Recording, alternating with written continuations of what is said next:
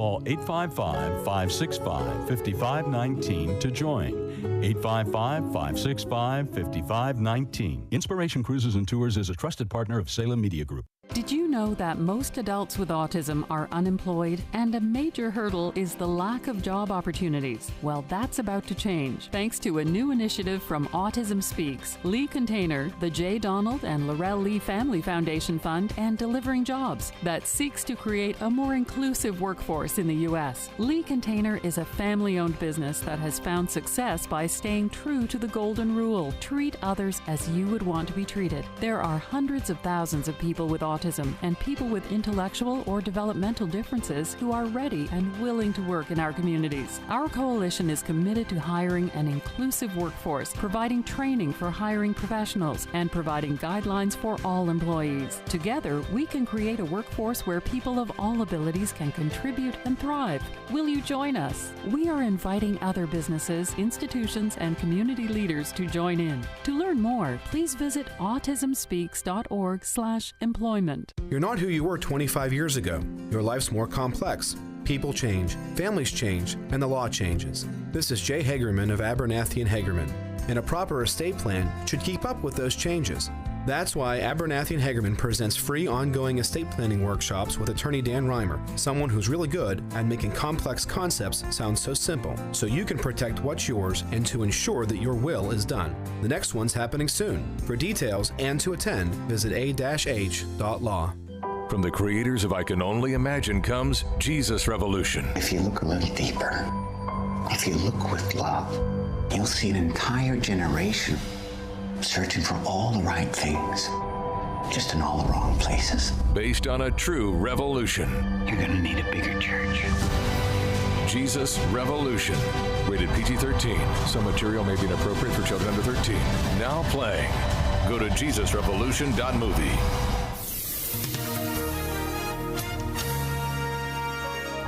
Couple of evening showers and a thunderstorm, otherwise partly cloudy skies expected for tonight. We'll reach a nighttime low of 45. Sunny to partly cloudy tomorrow. Tomorrow's high 57. Increasing clouds tomorrow night with a low of 34. Increasingly windy Friday with occasional rain. We'll reach a high Friday of 43. With your AccuWeather forecast, I'm Drew Shannon.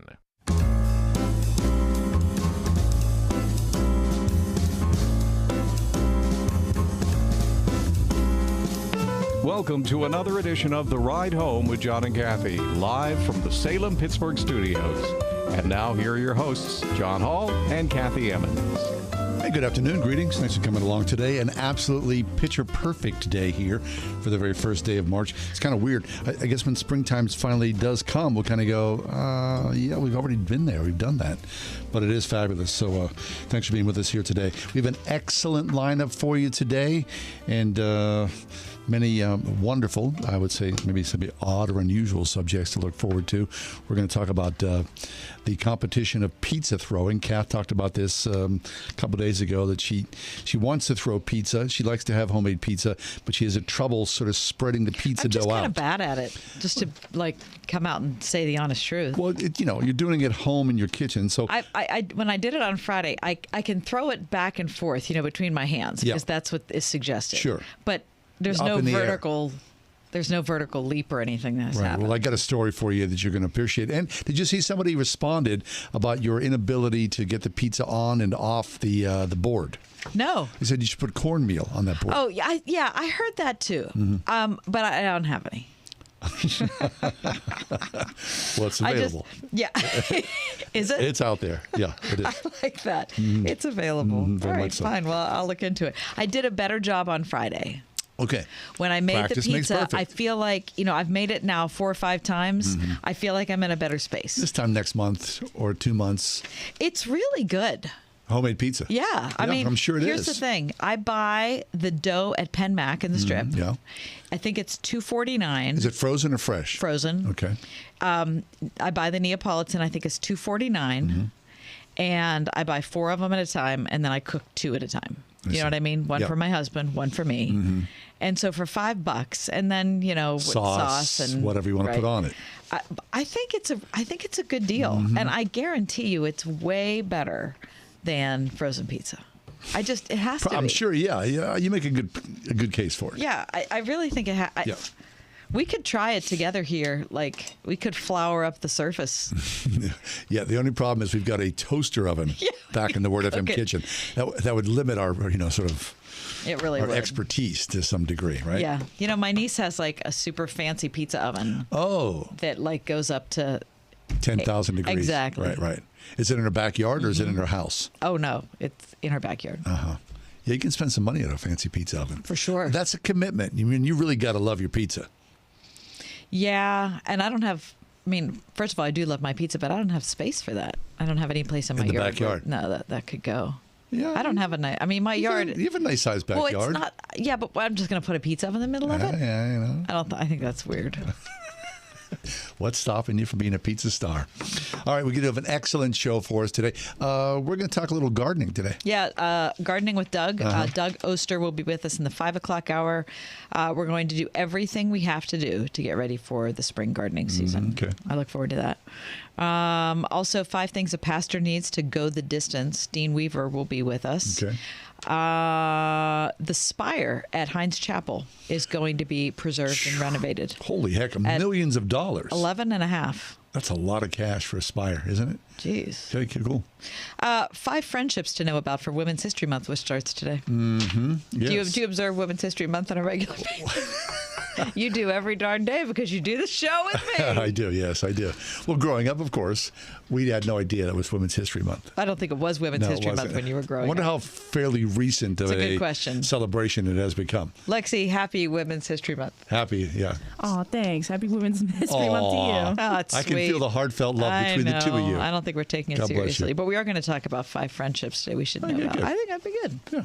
All right. Okay, I'm ready. News stories for the day? Yep. Without further ado, please, she's ready. Give us the top 4 at 4.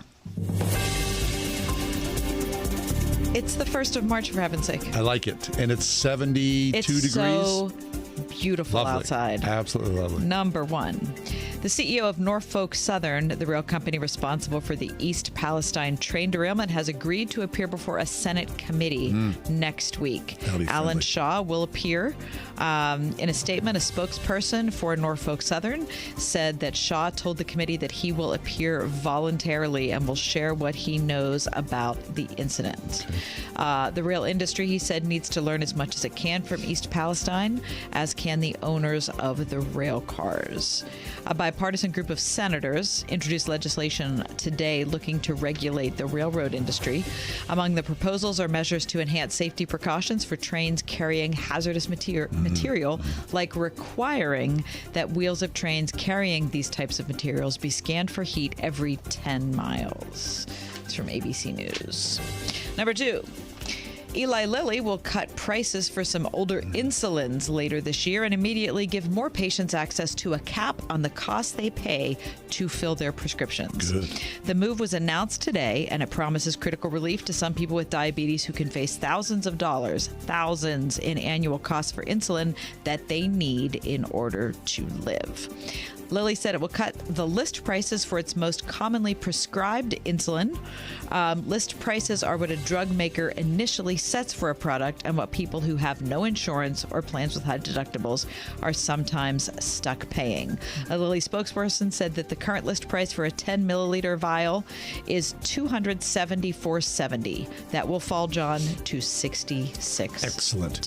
Isn't it weird that people with no insurance pay the highest prices for things? I know. Number 3, the cherry trees in the nation's capital appear to be confused by the climate we are experiencing. Sure. They are going to appear earlier than expected. The National Park Service announced today that Washington's 3,700 cherry blossom trees will reach peak bloom this year, March 22nd to 25th, which is several days earlier than observers and experts had expected. Okay. There was a week in February where it hit 81 degrees at the nation's capital, and that it briefly snowed 2 days later. Wow. The cherry blossoms date back 111 years to the original 1912 gift of 3,000 trees from the mayor of what city? San Francisco. Wrong. St. Louis. Wrong. Fort Myers. Brooklyn. Tokyo. Boy, are you bad at this game? I mean, you should have caught me. And number 4, I've got a weird animal story for you. Okay. A 2012 trip to a Fayette, Arkansas Walmart to pick up some milk turned out to be one for the history books. A giant bug that stopped a scientist in his tracks as he walked into the store. He ended up taking it home. It turned out to be a rare Jurassic era flying insect. And that is your top 4 at 4. What do you mean? Can you believe that? No. He said he was walking into Walmart in 2012 to get milk, and he saw this huge insect on the side of the building. I put it in my hand. I did the rest of my shopping with it between my fingers. What? I got home, mounted it, and promptly forgot about it for a decade. What do you mean mounted it? It was dead? It was dead. Was dead. Yeah. Are you okay with that? Yeah, sure. Okay. Yeah. So there's a dead bug on the side of a Walmart. Right. And the guy picks because it up he's and, a scientist, he's like... Yeah, sure. You know. Okay. Anyway, he said it looks like a fragile, drab damselfly with an elongated body. But in the fall of 2020, he was teaching an online course, and he was showing students the bug, and he suddenly realized it wasn't what he originally thought. Cool. And the bug's wingspan is 2 inches. He said it was so gratifying to know that this insect is not lost. Wait, so it's a prehistoric insect that somehow... It's a giant lacewing. Once found across the entire continent, but by 1950, the insect had been destroyed in the eastern part of North America. Thought to be extinct? And they're not sure what happened to it. Some theorizing it may have disappeared because of increasing light pollution or a new predator, maybe even that there were new earthworms that changed the soil's composition and they couldn't live anymore.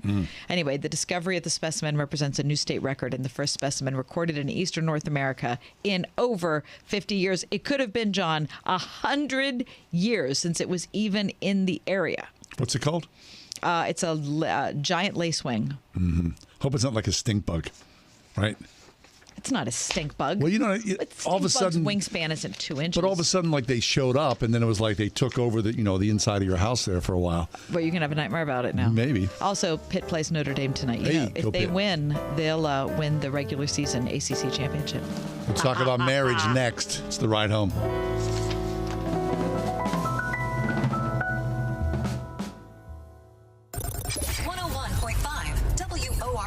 The station with Pittsburgh's favorite Christian music every weekend. With the best new music. New music from Phil Wickham. This is Our God. First Things First by Consumed by Fire. First things first. And You Will Be Found by Natalie Grant and Corey Asbury. You will be found. Celebrating 20 years of bringing Pittsburgh's favorites and the best new music. 101.5 WORD. On the weekend. Oil investments involve a high degree of risk and actual results may vary. Oil and natural gas keep going up as the Russia conflict escalates. Get in on the next major oil boom now and help the U.S. with your patriotic investment that can potentially pay you monthly income for up to 20 or more years. That's the sound of a producing oil well and the sound of a smart investment. If you're an SEC accredited investor and have at least $25,000 liquid now, you can take advantage of Encore Energy's projects and a huge tax savings for this year. If you invest in oil and natural gas, you're allowed to write off nearly 100% of your investment in the first year. Goldman Sachs is projecting oil to go up to $100 a barrel, and natural gas is the fuel of the future and trading at record prices. Call 800-287-6691. Encore Energy is a major investor and experienced operator in its core area of operations. Call now and learn how to deduct 100% of your investment and create 20 or more years of potential monthly income. Call 800-287-6691. That's 800-287-6691. It's that time of the year at the Springhouse in 84. It's Dairy Farm Tour time. That's right. We actually invite classes of school children to our real working dairy farm. The children love feeding the calf, milking the cow, and even seeing where the cows sleep and smelling what they eat. Many children today have never even touched a baby calf, nor have they associated the wonderful cow as the source of the milk that they get from the grocery store. At the Springhouse in 84, we are so committed to teaching children about farming and helping them understand how much the city mouse and the country mouse truly need each other. Call 228-3339 or have your child's teacher set up a date for your child's classroom farm tour and let us share a little of our farm with you at the Spring House in 84. Marketing your business is hard. It's so competitive, and getting new customers is as hard as keeping your existing ones. We know it because we're a local business too. So when it comes to marketing your business and getting new customers, we know how to do it. Our digital marketing firm Salem Surround is built to create customized solutions to your business, not your competitors, just you. Reach out to us at salemsurround.com and we'll work with you to create those solutions that will increase your business and bring you new customers. salemsurround.com.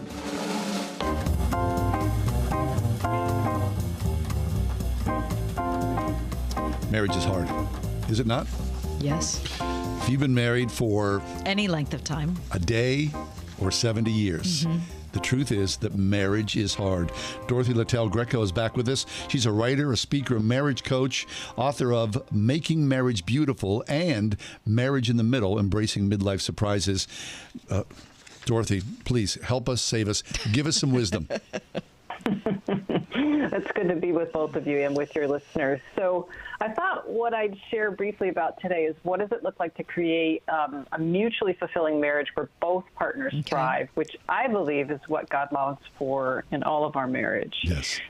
So if I could quickly just define my terms, when I say mutually fulfilling and thriving, what I mean is that over the life of the marriage, both the wife and the husband are experiencing companionship, joy, and love in the context of their marriage. And it's a marriage where both partners are growing individually while they're growing closer to each other and to God. So how do we get there, right? So both of my books talk about this in depth, but I'll offer a Cliff Notes version here. And obviously, feel free to chime in. So I'll just go through the five points real quickly and then expound on them a little bit. So one is that we want to have a growth mindset. 2 is that we want to be intentional. 3 is that we want to willingly sacrifice for each other. 4 is that we prioritize communicating honestly, and that would include confession and forgiveness. And then 5 is that we need to discover and pursue a sense of purpose for our marriages. Those are excellent. Now, so let me just dive into them a little bit more deeply. And, of course, ask questions or give me feedback if you want as I'm going through. So first, having a growth mindset. So several years ago, Christopher, my husband, and I did a half-day workshop at a church near us here in Boston. And during the lunch break, I sat down with a couple who was older. And as I was chatting with them, what I learned is that it was actually their 50th anniversary that weekend. Wow. So I was sort of shocked and said, essentially something along the lines of, why on earth did you come here? You could probably be teaching this workshop.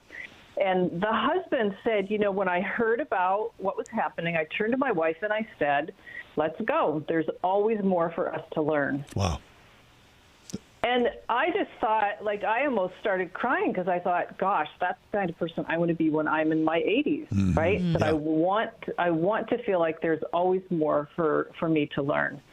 And, as researchers learn about brain plasticity, what they're seeing is that our brains can continue to form new neural pathways throughout our entire lives, right? So that the adage, you can't teach an old dog new tricks, is actually wrong. God created us to grow and mature, so we should never assume we're done growing and never assume that we're done learning about each other. I love it. And, let me state the obvious, which I'm sure the two of you would agree with me on, is that foundational change is really slow. It's not something that happens as quickly as we wish. And there are limits to how much we can change some things, like our personalities. No matter how much my husband might want me to become as extroverted as he is, I'm never going to be. But over the course of our marriage, I have learned to be more verbal and to be more willing to talk about difficult things.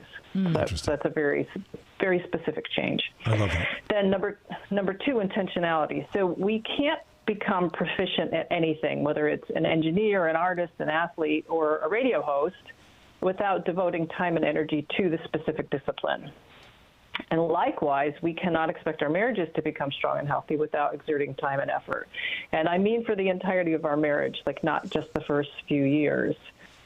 Some seasons will require more work and more intentionality than others, which means that we always have to be paying attention and tracking how are things going, because there are some seasons when we need to really hit the pause button and figure out, what's broken, what's not working, and how can we address that.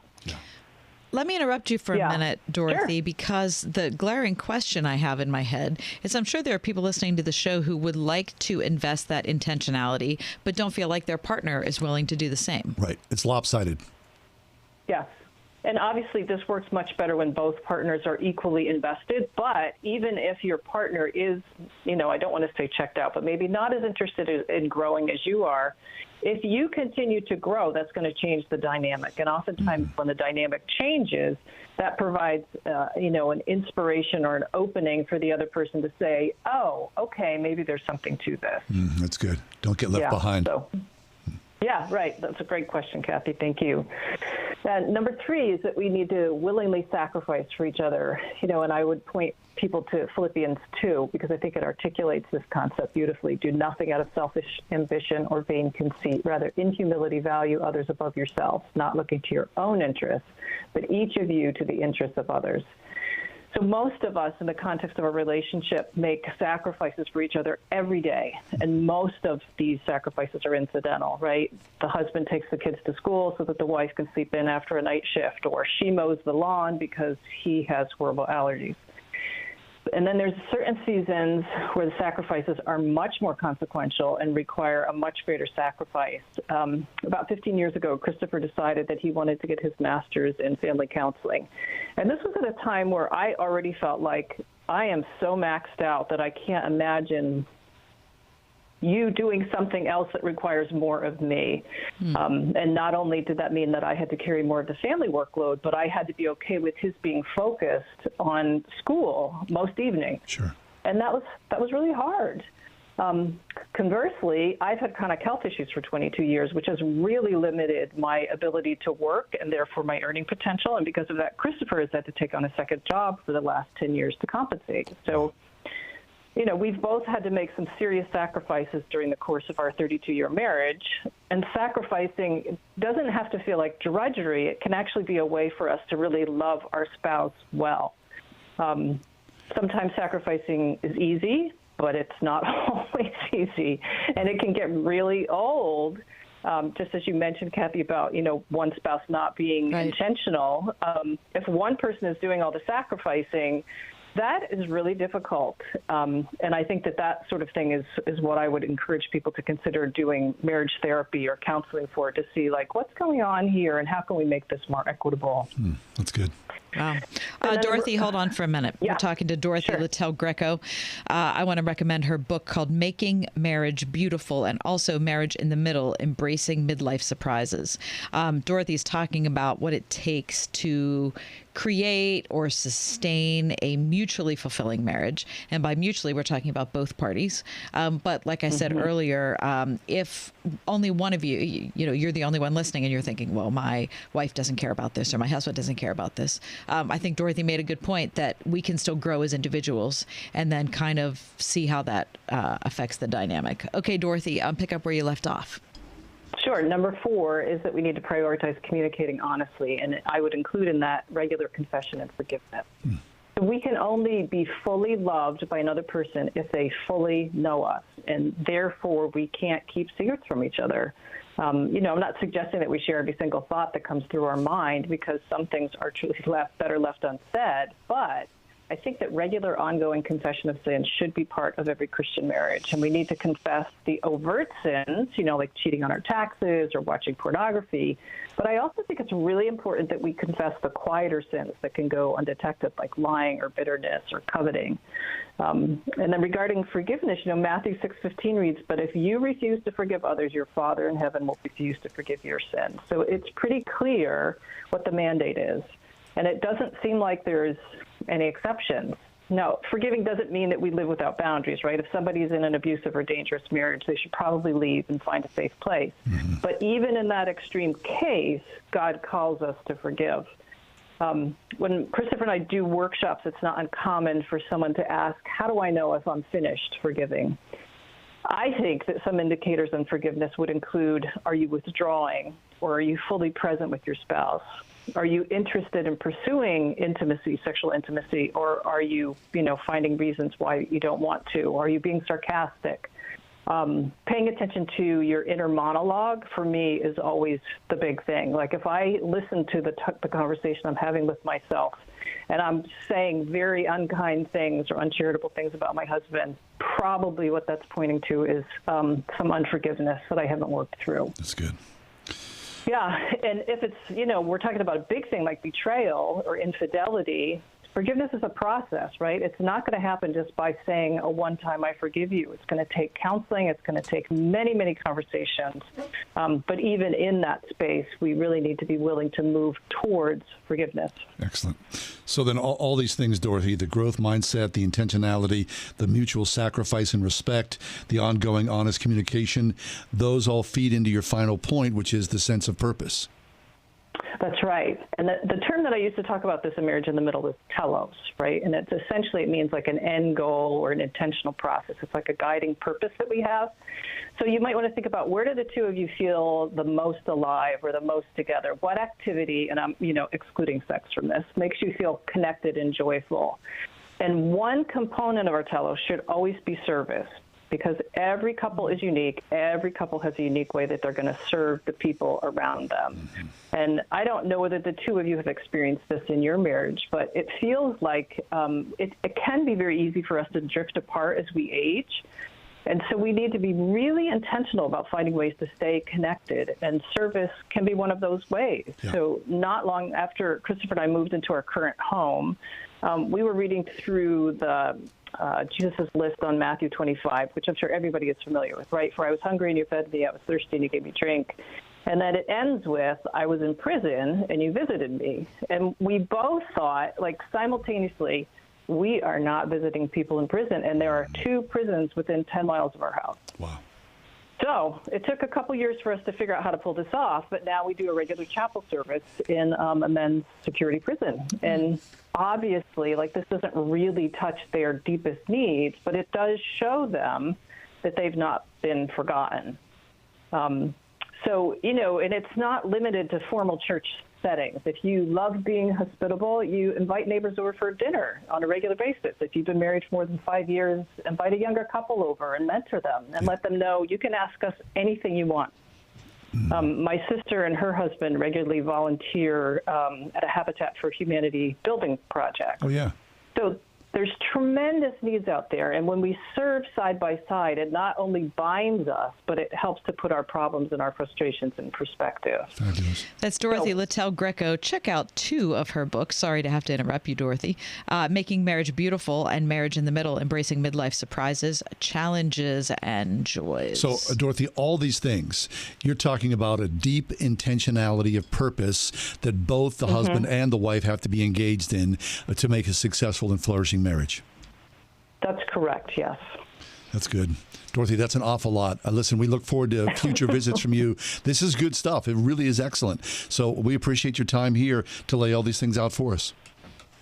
Oh, thank you for having me on. Our pleasure. Dorothy Littell Greco. You can check her out online or look for one of her books where you get your books, Making Marriage Beautiful.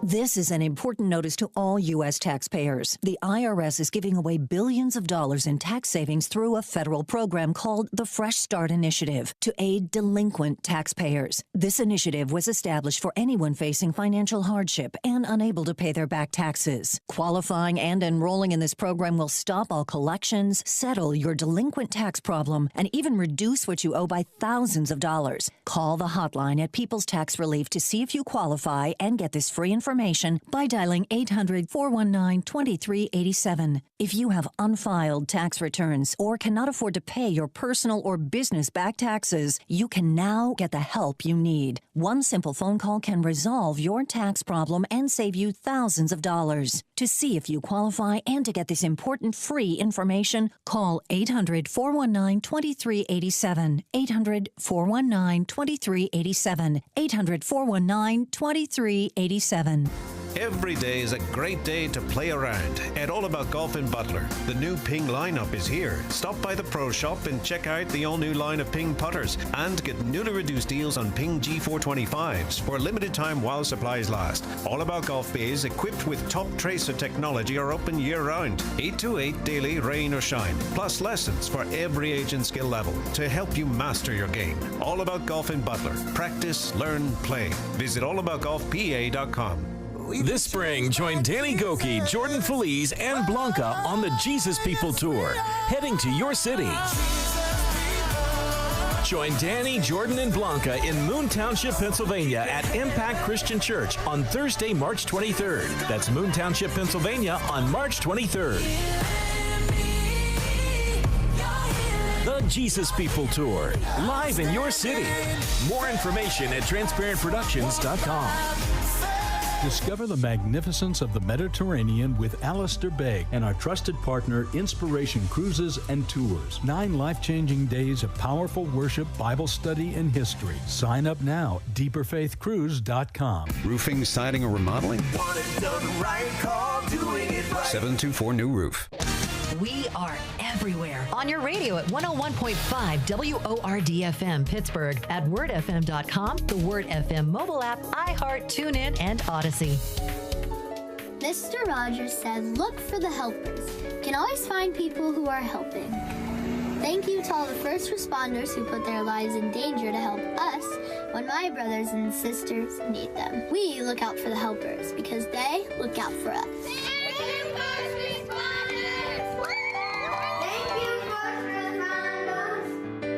Learn how you can help first responders by texting BRAVE to 24365.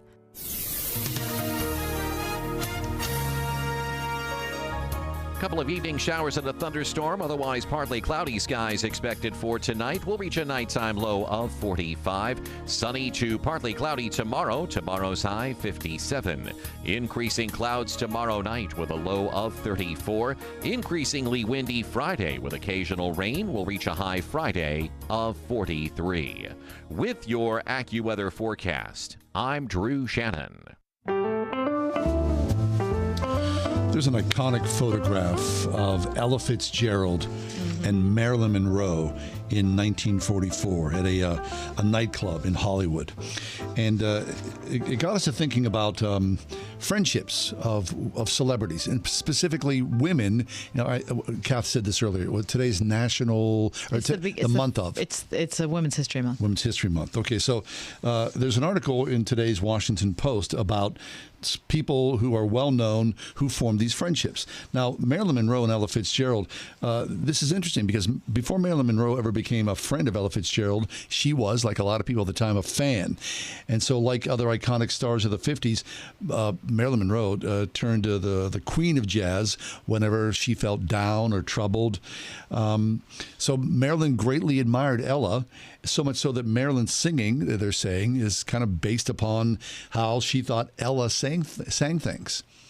I'm not sure if you could find the roots of that, but, you know, I mean, Marilyn famously singing to JFK. I hate that so right? much. I just despise that. Okay, so here's the deal. A key event in their friendship occurred in 1955 in Los Angeles.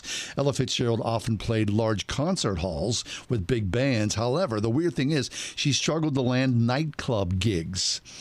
So a popular venue, it was called Mocambo in L.A., would not book Ella Fitzgerald. This is 1955. Is that right? Because of her color? Yep. So Marilyn Monroe stepped in, and she told the club owners that if they booked Ella Fitzgerald for 10 consecutive days, that she, Marilyn Monroe, would show up every night with her celebrity friends. Oh. And that's exactly what happened. Judy Garland showed up, Jimmy Stewart showed up, and through that friendship, of course, this nightclub was booked solid. That barrier went down, and other nightclub owners were like, what, are we crazy? Why would we not want to have Ella Fitzgerald in our nightclub? Yeah. That's like Frank Sinatra with Sammy Davis. And yeah, right? Kind of the same way, right? Like, if you want me, sorry, but you're we're all coming together. Frida Kahlo, right? The artist, and Georgia O'Keeffe. Frida Kahlo came to America in 1930s. She was a 23-year-old budding artist, and she was trying to figure out herself as an artist. And she was also the wife of Diego Rivera, the well-known muralist. Now, Georgia O'Keeffe, 44 at the time, she was married to photographer Alfred Stieglitz. Both these men were notorious philanderers. They both, during their marriage, were known to have multiple affairs. Now, of course, both the 23-year-old and the 44-year-old Georgia O'Keeffe and Frida Kahlo knew this, and when they met at a gallery in New York City, they found each other on the floor and quickly discovered this sort of open secret. Really? Yep. And it was that thing, their husbands' infidelities, and of course their artistic bent, that drew them together for a lifelong friendship. Really? Mm-hmm. Yep. Fascinating, isn't it? Sorry about their loser husbands. Yeah. Okay. Eleanor Roosevelt and Pauli Murray. Who's Pauli Murray? Pauli Murray, she was an activist and a legal scholar. And she was a firebrand liberalist. She was also, in many ways, frustrated by, of course, the South's racial segregation. And she wrote letters to Eleanor Roosevelt asking for help. And Eleanor Roosevelt, of course, she was a prolific letter writer. This sparked a long back and forth. Some would say hundreds, if not thousands, of letters between the two. Really? And they didn't meet until years later. But so this woman, Pauli Murray. She's a woman of color. Yes. And Eleanor Roosevelt, her husband's president when this is going on. Yep, back and forth, hundreds if not thousands of letters. And they didn't meet until later on after, this established friendship had gone on. That's so cool. Mm-hmm. And, of course, it changed both their lives and in many ways changed the conjecture of racial equality here in the United States because, of course, FDR and the work that he did, informed by his wife, Eleanor Roosevelt. How about that? Mm-hmm. Look, if you want more information about these stories and some other ones that we couldn't get to, check out the Washington Post today. Yeah, great photographs as well. Okay, what's coming up next? Coming up next, the 10 worst-paying college majors 5 years after graduation. We'll talk about that coming up next. 101.5 WORD. In an age of diversity and political correctness, we're told that we shouldn't criticize anyone else's religious beliefs, no matter what. So where does that leave Bible-believing Christians? Should we stay silent when someone's views about salvation don't square with what the Bible teaches? John MacArthur addresses that question as he continues his study, Delivered by God, on Grace to You. This is John MacArthur, inviting you to listen to Grace to You every weekday morning at 7 a.m. on 101.5 Word FM.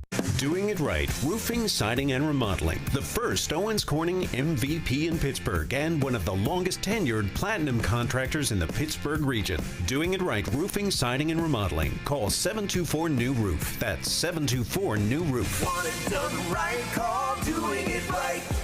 Wouldn't it be great to work in a place that makes a positive impact on the people, businesses, and churches around you? That place exists. I know because I work there. My name is Cassie, and I'm the digital marketing specialist with Salem Media Group in Pittsburgh. Right now, 101.5 Word FM and Salem Surround have an opening for one talented salesperson to join our team. Is that you? We'll bring the training, you just bring the talent.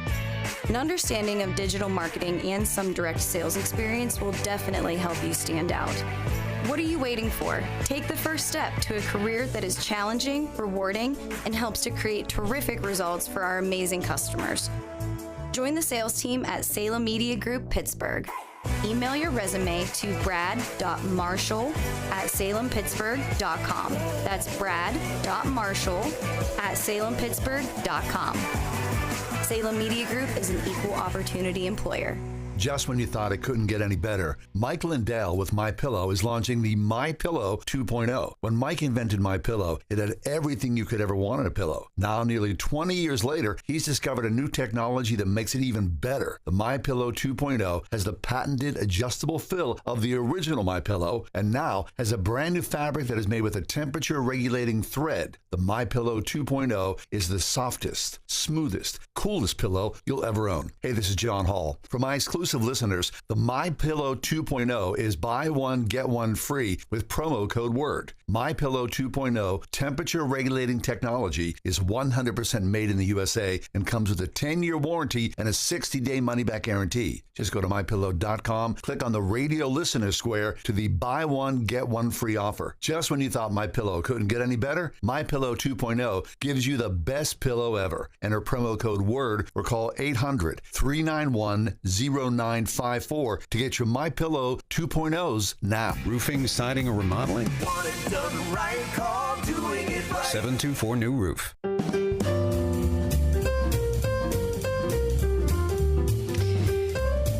When I went to college, yes, the big concern that my parents had, because I had decided I wanted to go to Ithaca or Ohio University. They both had good broadcasting programs. But my mother was an employee of the University of Pittsburgh. So at that time, and I think it's still the same now, I could go to school for free. Really? I don't think it's free anymore. I think it's reduced. I think it's still free for undergrad. Really? But I could be, anyway.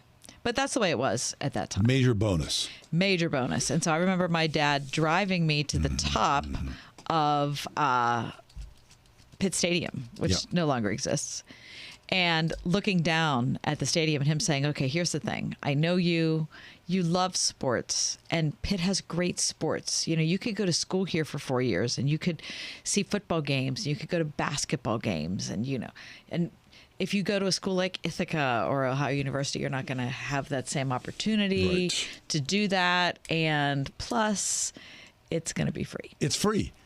So anyway, and he's driving the income. Right. So what he said was, this is where we landed, is I would go to Pitt for a year, 2 semesters. And if I really hated it, we could revisit the situation. Okay, that's fair. More than fair. We could revisit, but I needed to give it a year. Yeah. Because how can you turn down that financial thing? Free is excellent. Which is what I did. And by the end of 1 semester, I was like, I loved it. And sports did have a lot to do with it. Sure. But there were many, many other things that had a lot to do with it. The number one thing being the church that I got involved in at that time. So the salary I was going to get at the end was not in the conversation. You mean when you graduated from 4 years of college, everything's sort of like, oh, I want to do X for a career, and I think I'll be able to make this. That was not in the conversation. Now, you can say, well, it wasn't in the conversation because you were going to school for free. Yeah, that was part of it. But that was not really a big part of the conversation at that time. For you or for your parents? For both of you? For both of us. Yeah. For both of us. Now, in my husband's case, he's a year older than me. It was a big concern for his parents.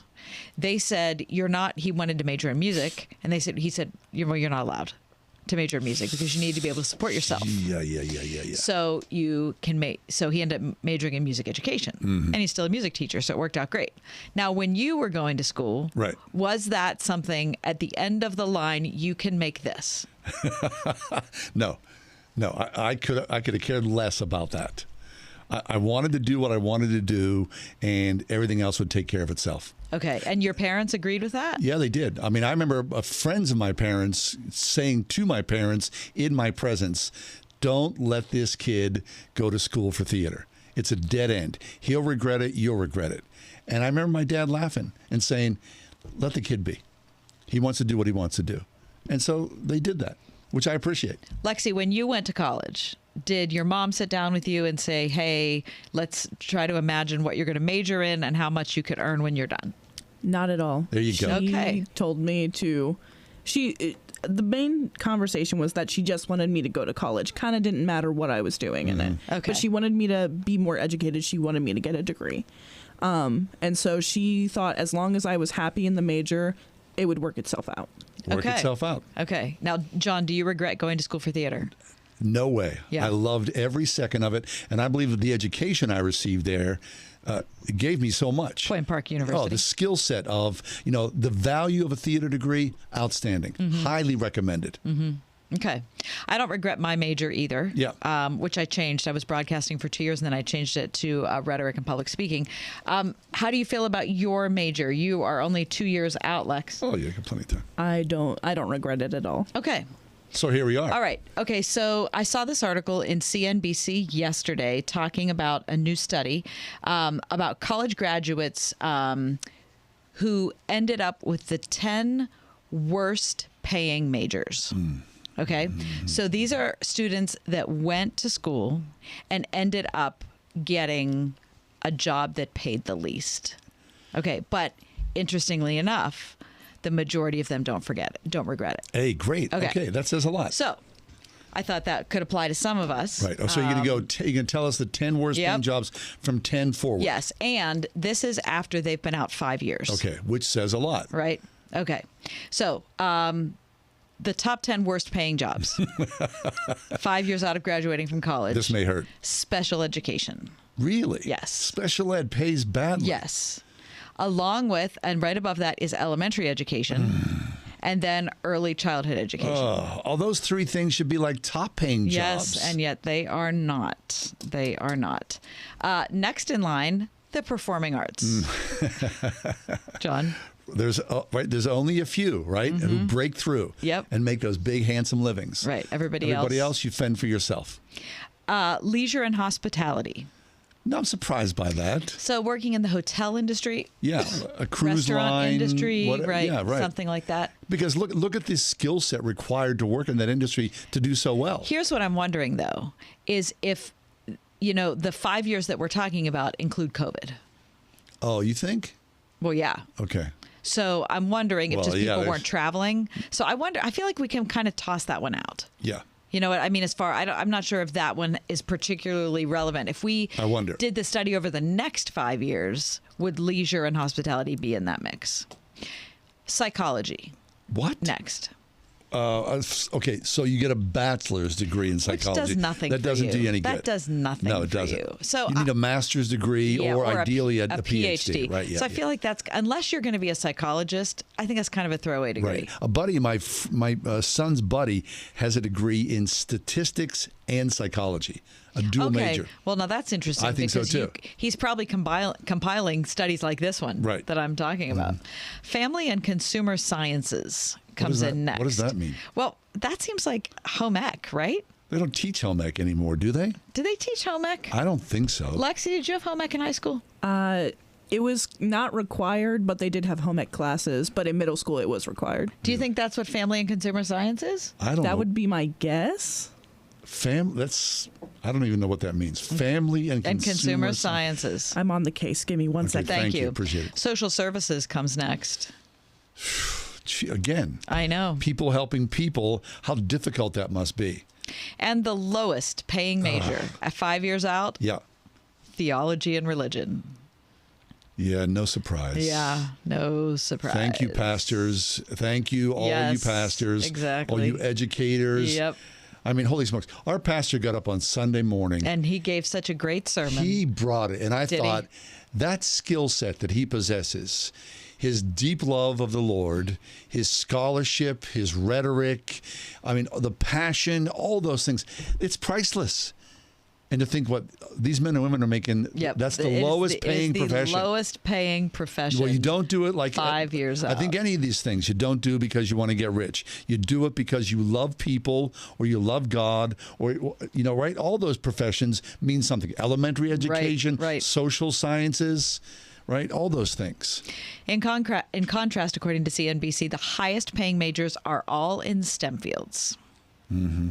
Which I guess is we need those people as well. I know. Right? God bless those people. We really do. Mm-hmm. Now, again, let me say the other interesting thing about it is the people who did major in those things, like the three of us, Lexi, John, and myself, don't regret what they studied in school. No. I have a friend who I knew as an actor in New York City, and she's like the head of the theater program at a school in Ottawa. And she did a thing like a paper on the value of your theater degree and what you've learned from that. And so, of course, I knew her. So it was like hundreds and hundreds of people chimed in on that value. And you got to see, people going, even though I didn't do this, this is what happened. I mean, everything. If you apply yourself, everything has a good outcome in some way, right? Well, not everything has a good outcome, but your chances are, if you are applying yourself, the road along that. Yeah. Right. Yeah, I agree.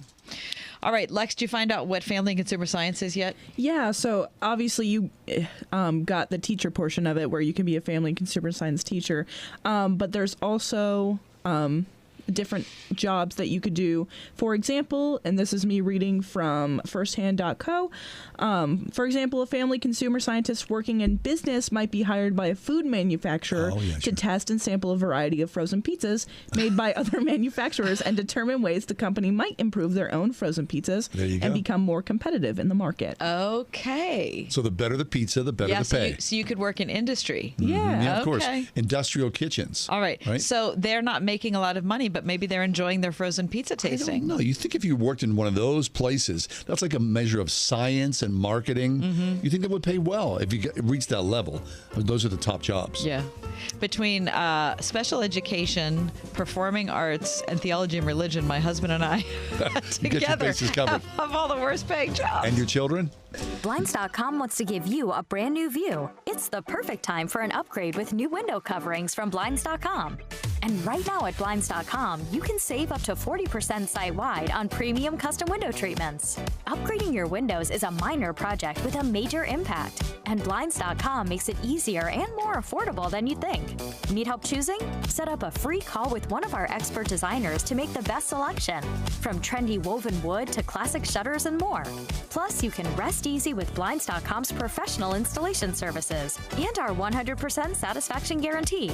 With Blinds.com, there's no guesswork, no hassle, and no multiple trips to the store. There's a reason we've got over 40,000 five-star reviews. See for yourself why Blinds.com is the #1 online retailer of custom window coverings. Shop Blinds.com and save up to 40% site-wide. Get up to 40% off everything right now at Blinds.com. Blinds.com. Rules and restrictions may apply. You've spent your entire working life paying into it, so don't you want to get the most out of Social Security, squeezing it for all it's worth? Hi, this is Ethan Lane with Accurate Solutions Group. Our team can help show you ways to do that with our free Social Security report. It's a great first step to learn how your benefits can play a role in your overall retirement income plan, especially because the Social Security Administration can't give you advice. It's different for everyone, and there are a lot of factors that go into knowing exactly how to maximize your benefits, but based on the decision you make, you could end up with tens of thousands of extra dollars in retirement simply by being informed.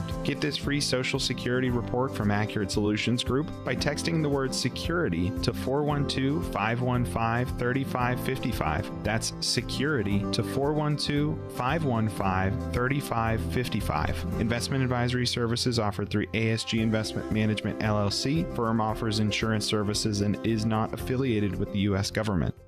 Every day is a great day to play around at All About Golf in Butler. The new Ping lineup is here. Stop by the Pro Shop and check out the all-new line of Ping putters and get newly reduced deals on Ping G425s for a limited time while supplies last. All About Golf bays equipped with top tracer technology are open year-round. 8 to 8 daily, rain or shine. Plus lessons for every age and skill level to help you master your game. All About Golf in Butler. Practice, learn, play. Visit allaboutgolfpa.com.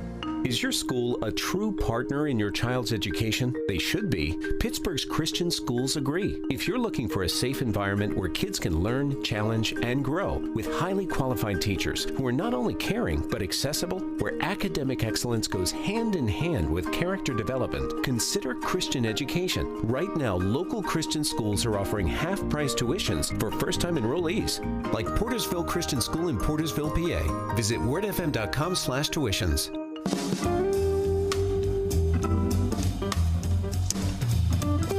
I saw a piece about a guy who lives in Norwalk, Connecticut, has been essentially every day in his personal and professional life walking around this world shoeless, not a pair of shoes. By choice? By choice. He said he had a bad case of bunions some many, many years ago. Oh, God. And so he took his shoes off and thought, well, why am I even walking? Why would I even want to wear shoes? He runs in shoes. Yeah. He is a teacher in shoes. He teaches Pilates, so that may help to some degree. No, wait. You're saying he runs in shoes or out of shoes? Without shoes. No, he runs without shoes? Yes. Mm-hmm. Apparently he has, as you might imagine, after 20 years without shoes, very thick calluses on his feet. Now, his wife... All of a sudden, he's like a hobbit at this point. You would imagine. There's a photograph of this of his feet. I don't in think this I would article. need to see that. He walks into the article starts with he walks into a grocery store.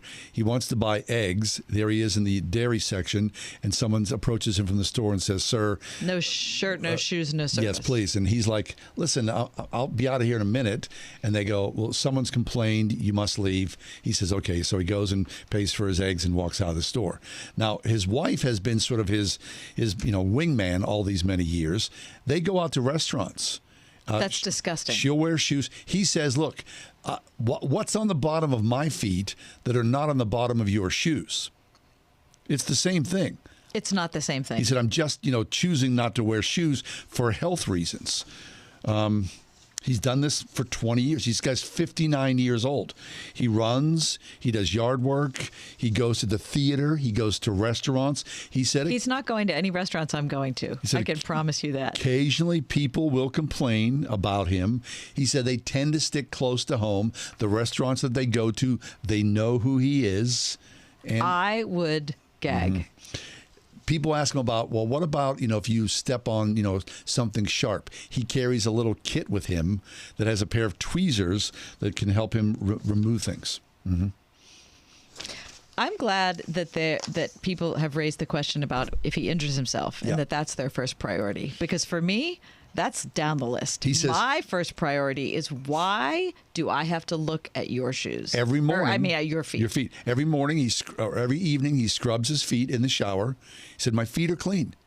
So he said, the problem isn't with me. The problem is with you not liking my feet. Maybe. Okay, your feet might be clean the night before, but when you're walking in to buy eggs at my grocery store, they sure aren't. But your shoes is the same thing. I'm going to take them off when I go in my house, and I'm not going to subject the whole world to looking at my feet. He does have bunions. And if I do...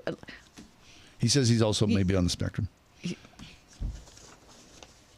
So there's a photograph of him sitting on the couch, and he's got his one big toe going over his other toe. I don't want anyone ever... I don't want to see this man's feet. I don't want to see... I can't... we've talked about this before on the air. No shoes, no shirt, no I don't service. like the whole thing about I'm coming into your house and I'm taking off my shoes. I do not like that. I have shoes and I'm going to wear them. I'm not taking off my shoes... At my house. At the threshold there. I don't have a problem with it. No, I think it's gross. And for sure, I don't want someone's, especially a man's, nasty bare feet walking around my house or my grocery store or a restaurant or anything else, because that's disgusting. What if he just wore a pair of socks? Fine. Well, and walked into Giant Eagle with the socks? I don't know. How about just... I don't know. There's a society here. Join it. He has bad feet. There is a surgery. It's not that major. Yeah, he said he wasn't going to do this. Yeah, surgery. I guess not. He's, I don't know. Different strokes, right? No, that's just not different strokes. It's just like either join the community or don't. Well, God bless his wife and his children, because they're the apologists in the whole mix. 20 years ago, he took his shoes off. He's not put them back on. Stomach turning. I can't believe I have to think about that during the 5 o'clock news break. But what about, he's in Connecticut, walking around in the snow and the ice? What's that like? Sadly, not my greatest concern. Burr.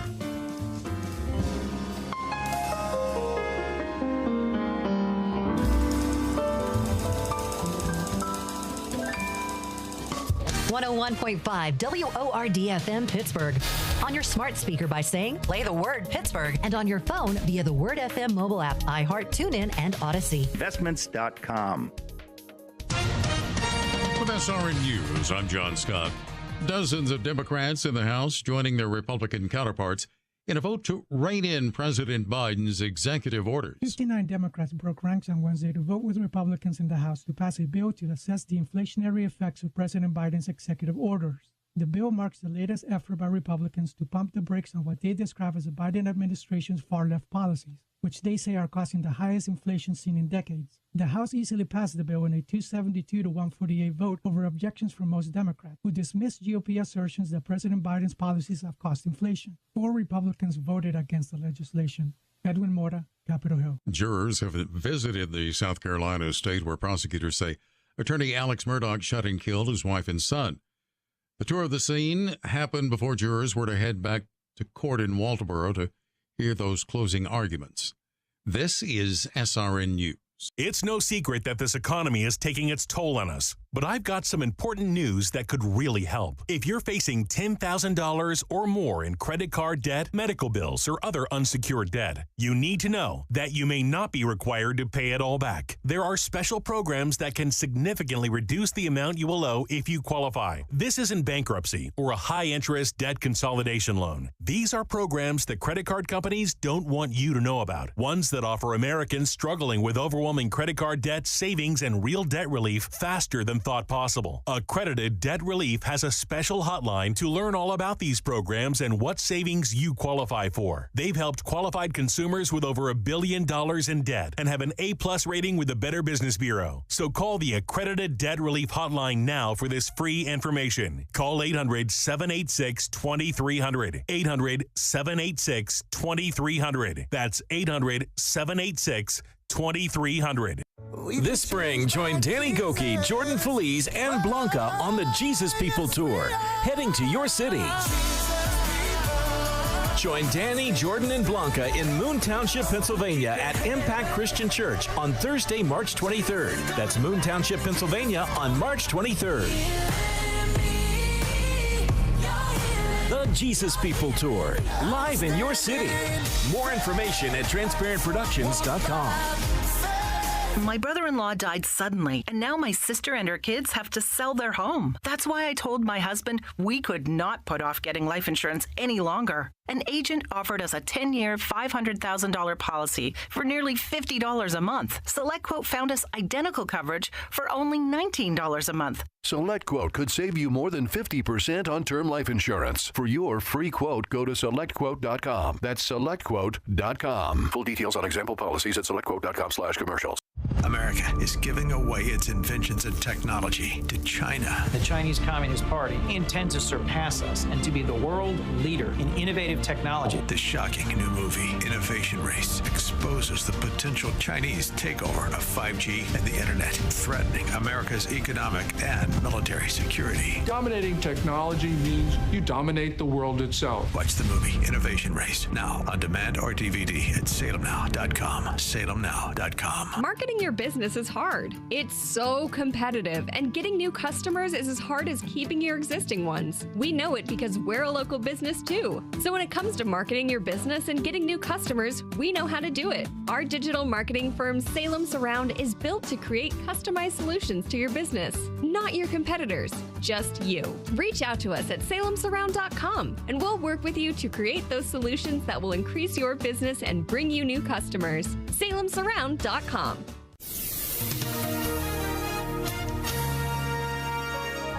Couple of evening showers and a thunderstorm, otherwise partly cloudy skies expected for tonight. We'll reach a nighttime low of 45. Sunny to partly cloudy tomorrow. Tomorrow's high 57.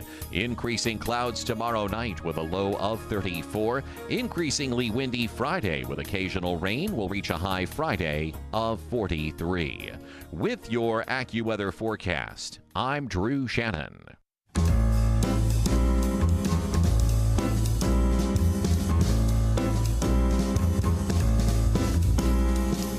Welcome to another edition of The Ride Home with John and Kathy, live from the Salem-Pittsburgh studios. And now here are your hosts, John Hall and Kathy Emmons.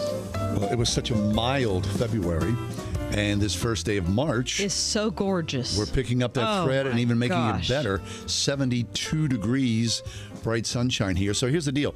As we lean in towards spring, and I say that, a hard lean in towards spring, spending time in nature, even as little as 2 hours a week, has been linked to several health benefits. No surprise there, right? No surprise. No surprise at all. It seems to support healthy aging and has been associated with, among other things, improved cognitive function, blood pressure, mental health, and sleep. Now, a study of 62 million Medicare beneficiaries suggests that nature may also help protect against the risk of developing certain neurodegenerative disorders. The results reveal that older Americans who lived in a zip code with more green space had a lower rate of hospitalization for Parkinson's disease, Alzheimer's disease, and related dementias, such as vascular dementia. Now, wait a minute. Hold on. The people had lower levels, and they lived where? In increased green spaces. So if you live near parks... Oh, okay. They can show this. That's okay. Also, if you lived in blue spaces where bodies of water, such as lakes, rivers, and oceans, the amount of land dedicated to parks into a given zip code were also dedicated or also had fewer hospitalization admissions for Parkinson's disease and Alzheimer's. So the more nature in your zip code, the healthier it appears older Americans are. Well, that's really interesting. Mm-hmm. Yeah, because, of course, nature can reduce stress levels, right? I mean, it's a heck of a lot better to be outside. Nature can reduce stress levels. Yep. Why that is, of course, I mean, you're hardwired for that. Why that is remains unclear, but leading theories propose that nature reduces the body's stress levels while heightening our ability to focus. And, of course, proximity to forests, parks, other green outdoor common spaces also encourage physical activity. All those things good for the body. Mm-hmm. Where are you reading from? This is from the Washington Post. Okay. Mm-hmm. So good. Get outside. Especially on a day like today. Oh, man. So just being near green spaces. Around, right? That makes sense. I guess it does. Mm-hmm. You think of the amount of humankind that lives in urban areas, though. Yeah. That's an overwhelming number. However, like, look at the city of Pittsburgh. We're fortunate. We've got a lot of green space here in the city. Well, we have so much water. Right? I mean, look at wonderful. Shenley Park, Frick Park. Yeah, North Park, South Park, Boys Park. Yeah, a ton of that. Mm-hmm. And, of course, surrounded by water here in the city of Pittsburgh. So, even though it's a densely populated urban area, there's plenty of water and green space. I mean, look at New York City. I mean, I lived in New York City. I would always say the only way you can see the seasons change in New York City is that the sidewalks would change a different color of brown. And I was just kidding. Mm-hmm. But, Central Park is a godsend for the millions and millions of people who live in New York City. Just to stroll through, Central Park or riding your bike in Central Park, roller skating. People did that all the time. Those great city planners, I mean, fabulous. There is a really wonderful documentary, and I think it was on Amazon. I should look it up. I'll try to look it up and tell you later in the program today, on the men who designed the big urban parks in America. Olmsted. And they focused on, they did like a whole episode on each one. That's so it was cool. a whole episode on Central Park. Yeah. And the architecture of it, the planning of it, the approval of it, a whole one on, I don't know what the park is called in Philadelphia. Oh, anyway, it really increased my appreciation for how those parks were designed, when in American history they were designed, and why they were approved. Right. And then they fast forward at the very end and talk about, well, this is what it looks like today. Yeah. Well, you think about these families here in the city of Pittsburgh. I mean, the Shenleys, the Fricks, the Mellons. I mean, their wealth, of course. A lot of it on the backs of us, right? The blue-collar men and women who built the city. But they acquired, vast tracts of land. Mm-hmm. So, especially with the Frick family and the Shenley family, they were shown this is a good way to give back, and to make sure that your legacy is cemented in the city. And they were right, the people that told them that. Of course they were. Fabulous. They were. Every time I'm at the Frick. The museum. Or outside on the grounds of Clayton. I sit there and, of course, I've mentioned this to people, how much I love to go there. And people are like, well, that's ridiculous. You're just going to go sit on some multi-jillionaire's property. I mean, what's the big deal? It's in the heart of the city. And I think, you know what? It's finally come to what it should have been. Yeah. Which is, it's there for the people. It's there for all of us. So don't be so cranky about it. Just get out there and enjoy it. Plus, it's beautiful. It's so beautiful. Yeah, really nice. Frick Park right across the street. Mm-hmm. It's one of my favorite things to do. Excellent. All right, we're going to step away. But when we come back, what things do pastors need to go the distance? The last survey I saw said that 40% of current pastors are looking to get out of the profession. Because of the pandemic and all the associated rancor. What would rancor. have to change? Dean Weaver's next. Stay with us. 101.5 Word FM, WORD. The life of David is a fascinating story of great spiritual success and notable failure as well. This week on A New Beginning, Pastor Greg Laurie helps us learn from David's ups and downs as he launches a series called House of David. Be sure to tune in each day for A New Beginning with Pastor Greg Laurie. A New Beginning with Greg Laurie, weekday mornings at 10:30 on WORD. Just when you thought it couldn't get any better, Mike Lindell with MyPillow is launching the MyPillow 2.0. When Mike invented MyPillow, it had everything you could ever want in a pillow. Now, nearly 20 years later, he's discovered a new technology that makes it even better. The MyPillow 2.0 has the patented adjustable fill of the original MyPillow and now has a brand new fabric that is made with a temperature-regulating thread. The MyPillow 2.0 is the softest, smoothest, coolest pillow you'll ever own. Hey, this is John Hall. For my exclusive listeners, the MyPillow 2.0 is buy one, get one free with promo code WORD. MyPillow 2.0 temperature-regulating technology is 100% made in the USA and comes with a 10-year warranty and a 60-day money-back guarantee. Just go to MyPillow.com, click on the radio listener square to the buy one, get one free offer. Just when you thought MyPillow couldn't get any better, MyPillow 2.0 gives you the best pillow ever. Enter promo code WORD or call 800-391-0954 to get your MyPillow 2.0s now. Is your school a true partner in your child's education? They should be. Pittsburgh's Christian schools agree. If you're looking for a safe environment where kids can learn, challenge, and grow with highly qualified teachers who are not only caring but accessible, where academic excellence goes hand in hand with character development, consider Christian education. Right now, local Christian schools are offering half-price tuitions for first-time enrollees, like Pittsburgh Christian Academy in West Mifflin. Visit wordfm.com/tuitions. In 1966, Time magazine asked, "Is God dead?" Now best-selling author Eric Metaxas takes that famous question and turns it around when he asks, "Is atheism dead?" In his bestseller titled, "Is Atheism Dead?" Metaxas offers a provocative answer as he shows atheism to be not only implausible and intellectually sloppy, but also demonstrably ridiculous. Get your copy of Is Atheism Dead? Available now at Amazon.com and wherever books are sold. Hey everybody, Greg Laurie from A New Beginning. I'm encouraging you right now to turn off the negativity and instead turn on a positive message of God's love for you. And you can do that with the oneplace.com app. You can listen to my messages anytime, anywhere, even offline.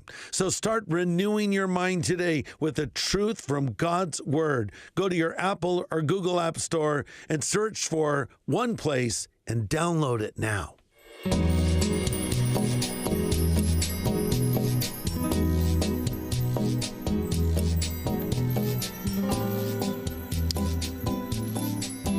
Pastor's life? No. I mean, what? You show up for an hour or so on Sunday morning? That's a big deal. You're good to go, right? Right. It's the easiest job in the world.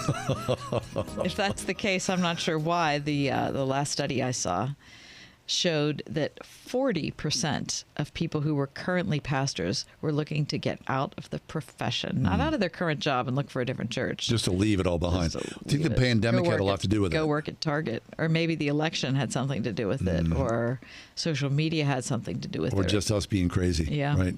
Dean Weaver's back with us. Dean's a regular guest on our show. He is the stated clerk of the Evangelical Presbyterian Church, co-founder, former president of EduNations. Here to talk to us about how pastors can go the distance. Hey, Dean, welcome back. Hey, guys, it's good to be with you again. I know that you're not surprised by that statistic that I pulled out, Dean. So let's talk first about the negative side, which is what are the things that are keeping pastors from going the distance? Well, slight correction. The numbers actually right now are trending at about 42%, which is going in the wrong direction. And much to your surprise, the number one reason turns out to be Christian radio talk show hosts. You're breaking up there, Dean. Hold on, my friend. Hold on. That's yeah. I mean, there's a lot of stuff going on, Kathy. I mean, I do think the pandemic did not create anything new, but it certainly amplified what was there. So if a church had divisions, they became pronounced. If there was stress in terms of what the pastor was going through, that was amplified. Churches as organizations are built to sustain and to persevere and to go long term. They're not built to pivot quickly. And the pandemic required multiple pivots that the organizations themselves were not built to do. And the leadership, pastors certainly were never trained in seminary in adaptive leadership principles. So it really created this incredible stress. And then, you add to it the cultural moment that we've been in. I mean, I've never before seen where it used to be if a pastor stood up in the pulpit and took a stand on something, right? You got hit from the one side, the opposite side of where you stood, and you knew it was coming, you knew who it was coming from, and you knew how to kind of deal with it. Well, this cultural moment, you're getting hit from both sides. You get hit everywhere. I mean, the EPC, for example, is one of the first denominational endorsers of the He Gets Us campaign. And I've gotten hit on both sides for that. I've gotten hit by people saying this is a far-right fighting fundy thing and people telling me it's all woke. So you end up getting pounded on both sides. And I don't remember in 36 years of pastoral ministry when you stood up with something, you got hit from everywhere. And so this cultural moment, whether it's amplified in social media or just the cultural climate that we're in, those kind of things, along with the pandemic, has just accelerated a lot of the unhealthy practices, quite frankly, and behavior that have been there for pastors for years. And so that's led to a spike in these numbers. Okay, so then whenever pastors get together and they're looking for a little solace and wisdom, I'm sure there are some powerful things that are passed down from person to person. You have a few of those? Yeah, I mean, actually, John, interestingly, when I first came back to be the pastor at Memorial Park about 17 years ago, one of the elders of that church had me conduct a survey of 20 pastors of churches of the same size as Memorial Park who had been at their churches for 20 years. And we did a series of questions for them to come up with what are the factors that lead to healthy longevity in churches? And I don't think they're limited to a church of Memorial Park size. I think they're true for the most part across the board. And there are 5 of them, 5 clear reasons things that if you were to observe those things, pay attention to those things, they don't guarantee longevity, but I think if you pay attention to them, they will certainly go a long way. All right. So tell us what they are. So number 1 is a clear, compelling sense of call. And there's a micro call and a macro call. And the macro call is, I'm called to the ministry. I can't go and teach school or sell insurance or do something else. This is what I was put on this earth to do. It is the anchor in the storm that when the storm comes, and it does, you remain firm in your foundation, which is, your calling from Jesus to do this thing. It's what you were built for. A micro call is, hey, I'm called to this place at this time for this reason, and that's not done yet. I know that I'm here because God wants me here for this reason, and I'm going to stay until he calls me elsewhere. And so the calling, a clear, compelling sense of call is number 1. Number 2 is a spouse who gets it. You can't have competition. You can't have jealousy. You can't have something where your loyalties are sort of divided and this kind of stuff. I once heard a pastor say, I feel like I've got 2 wives and the church is my mistress or something. And I thought, my goodness, then you need to really go back and relook at your marriage and your work. I mean, you can't be divided like that. The spouse has to be all in. It's not a job, it's a life. And we recognize what that's going to mean, and we're in it together, and there's no resentment and all of that. So number 2 is a spouse who gets it. Good. Number 3, I'm going to skip for a second, and then I'll come back to it. Number 4 is all of those pastors, and I found this to be true across the board when I've talked to pastors who are healthy, long-term pastors, they all rest well. They take their vacation. They take their study leave. Most healthy pastors have been at churches that have established sabbatical policies, and they take their Sabbath day. And I'm not just talking about resting or talking about a day off. I'm talking about a Sabbath day, a day when you actually rest from your labors. Last I looked, it's still one of the 10 Commandments. And pastors sort of poo-poo that because they, quote-unquote, work on Sundays. So, figuring out how to rest well, each of the long-term people that I've talked to, they all have figured out that rest is the most important thing. I mean, it is unbelievable. Martin Luther once said, "I'm so busy I don't have time not to pray." I would amend that to say, "I'm so busy I don't have time not to rest." I think that is absolutely crucial. That's number 4. Number 5 was a friend who sticks closer than a brother, a friend who is able to speak the hard truths in your life and tell you you're being an idiot, it's your ego, don't do this thing, whatever it might be, accountability partner, but they can speak hard truth into your life, and you won't be defensive because you know that person loves you, kind of the Jonathan to David's for thing. So those 4 things, when I did that survey of these pastors, I had all 4 of those, and so I was super encouraged.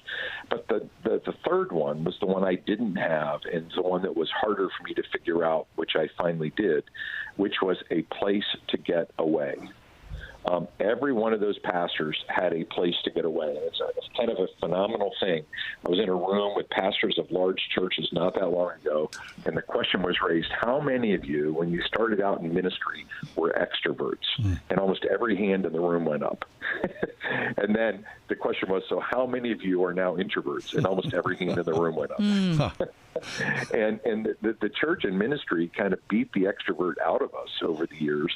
And what has been restorative is not that we don't like people. Truth be told, I probably like dogs more than people, but we still love people. I mean, that's still our thing, right? Yeah. But we find where our batteries are recharged, where our energy is restored, is in that kind of solitude time with the Lord. And the place to get away was that place where you could really recharge your batteries. Now, some of those pastors had, their own places to get away. Some of them had a really generous person in their congregation who said, hey, I've got this condo at Seven Springs, or I've got this cabin in the woods, or something like that. And they've been able to kind of like borrow from somebody else who's shared their generosity with them. But it's been a continual place that they could go and be safe and, go for a walk and be alone with the Lord, maybe plan sermons. But that place to get away ended up being really huge. And it took me a while to figure that one out, but I finally got there. Fabulous. So, Dean, all those things, of course, valuable, and anyone who's in ministry would understand the power of those.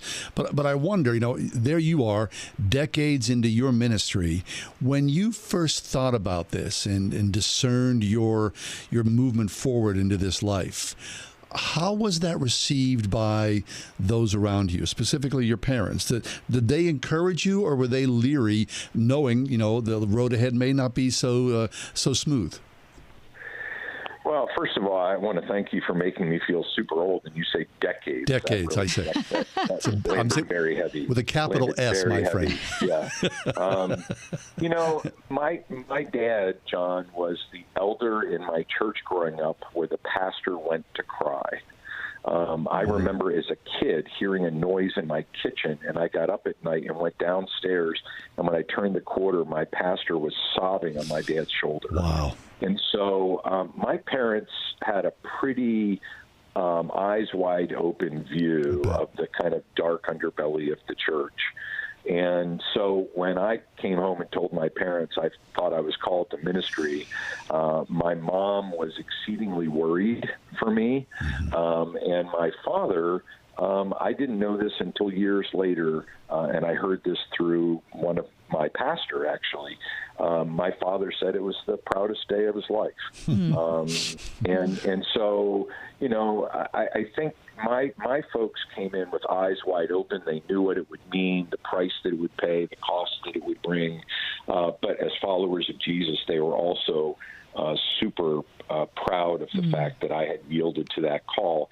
And, having that kind of family support is huge. Yeah. Because, if your family thinks that, this isn't a good financial move, or, this is not a good career decision, and you're going in without the backing of your family, man, that puts you at a disadvantage from day one, because that emotional support system is really significant. Right.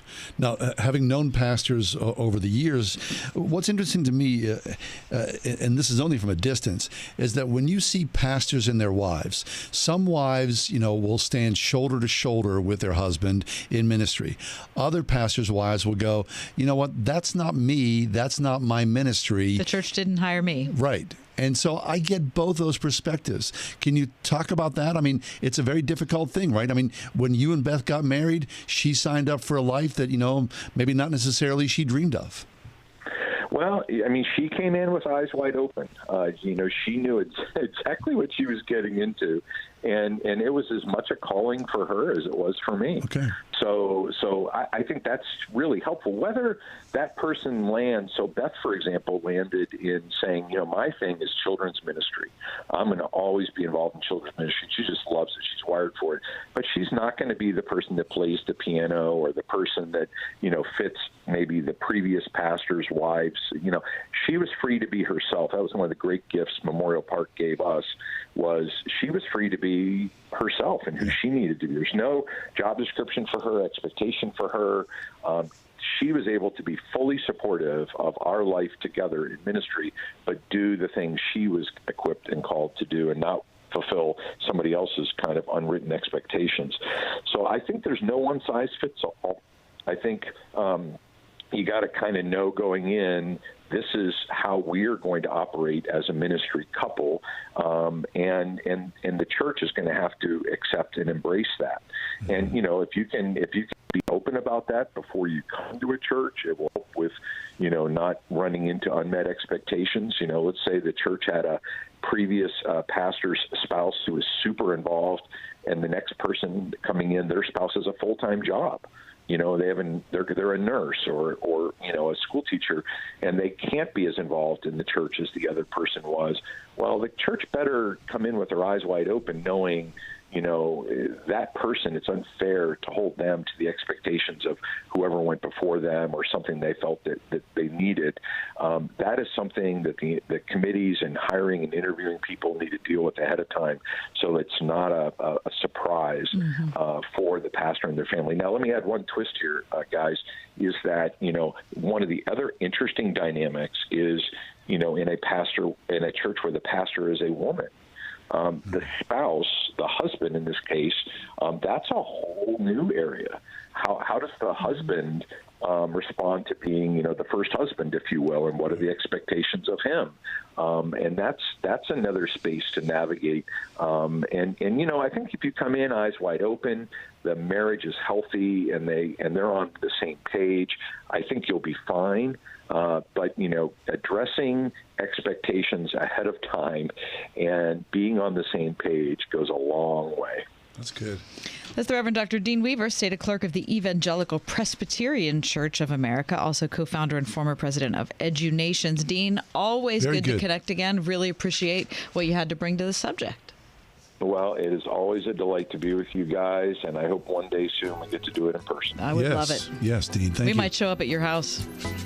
That would be great. Excellent. Listen to how he said that. That would be great. That was eye-opening. No, treat your pastor kind, would you please? Yeah. Be kind. Yeah. The notion of vocational calling assumes that there is a caller. And, of course, at Grove City College, they know that the caller is the living God. At Grove City, they're committed to helping us pursue God's vision for your life and believe that you will be charged as you find the sense and purpose in the working world. That is at the core of what Grove City does. The caller is there. The faculty, the staff, the students are all involved in that calling. Mm-hmm.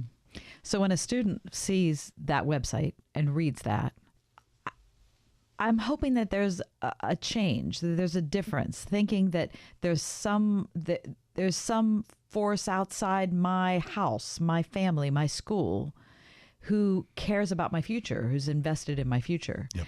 And so even if someone doesn't believe in God, is that a comfort to know that with all the options there are in the world, with all the places that I could go to school, with all the things that I could study, is there somebody who can direct me? And the faculty at Grove City College believe that God is that director. And I've seen through my family faculty members who have helped my kids understand that they're listening to God. The faculty is, my kids are listening to God, and they're working together to pursue a big and bold future. The calling is yours. Grove City College, gcc.edu. If you have an IRA or 401k, please listen closely. My name is Jason Hansen. I'm a former CIA officer and New York Times bestselling author. Throughout my career, let's just say I've been in some hairy situations. And I believe right now the biggest threat facing Americans is they need to protect their wealth, which is exactly what I'm doing for my wife and 6 kids. And I believe the ultimate safe haven is physical gold and silver. You can protect your hard-earned retirement assets with a tax-free loophole that allows you to convert your retirement into physical gold and silver. The folks I use are Advantage Gold, and believe me, I've investigated the heck out of all types of people. Advantage Gold is the nation's highest rated gold company. They have the best process, pricing, and service. If you want to get your free gold and silver investment kit, please contact Advantage Gold right now, and you'll see how easy it is to protect yourself with precious metals. Call 800-900-8000. That's 800-900-8000. 800-900-8000. Advantage Gold is not an investment advisor or a tax advisor. Consult with your financial advisor before investing. Call 800-900-8000. Discover the magnificence of the Mediterranean with Alistair Begg and our trusted partner, Inspiration Cruises and Tours. 9 life-changing days of powerful worship, Bible study, and history. Sign up now, deeperfaithcruise.com. Listen on your smart speaker at wordfm.com, the Word FM app, iHeart, TuneIn, and on Odyssey. In your car or at home, too, at 101.5 WORD-FM, Pittsburgh.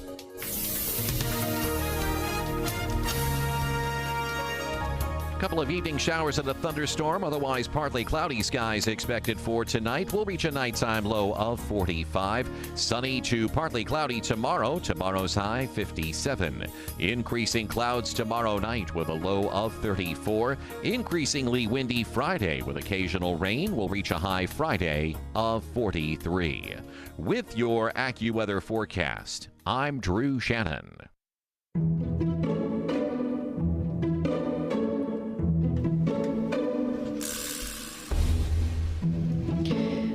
Does this make sense? Does what make sense?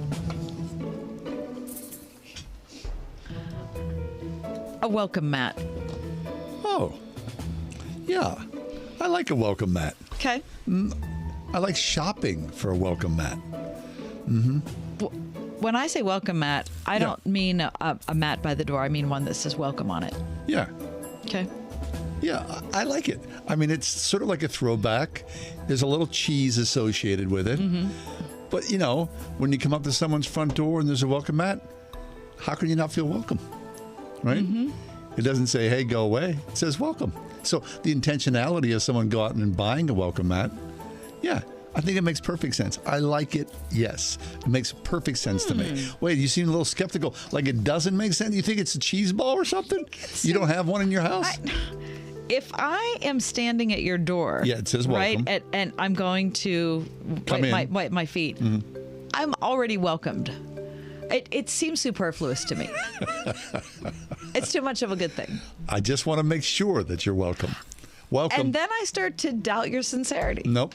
Now, you should not. Seeing the welcome actually makes me ask the question, am I really? No, what? Whereas really? I think naturally I would assume I am. You're overthinking.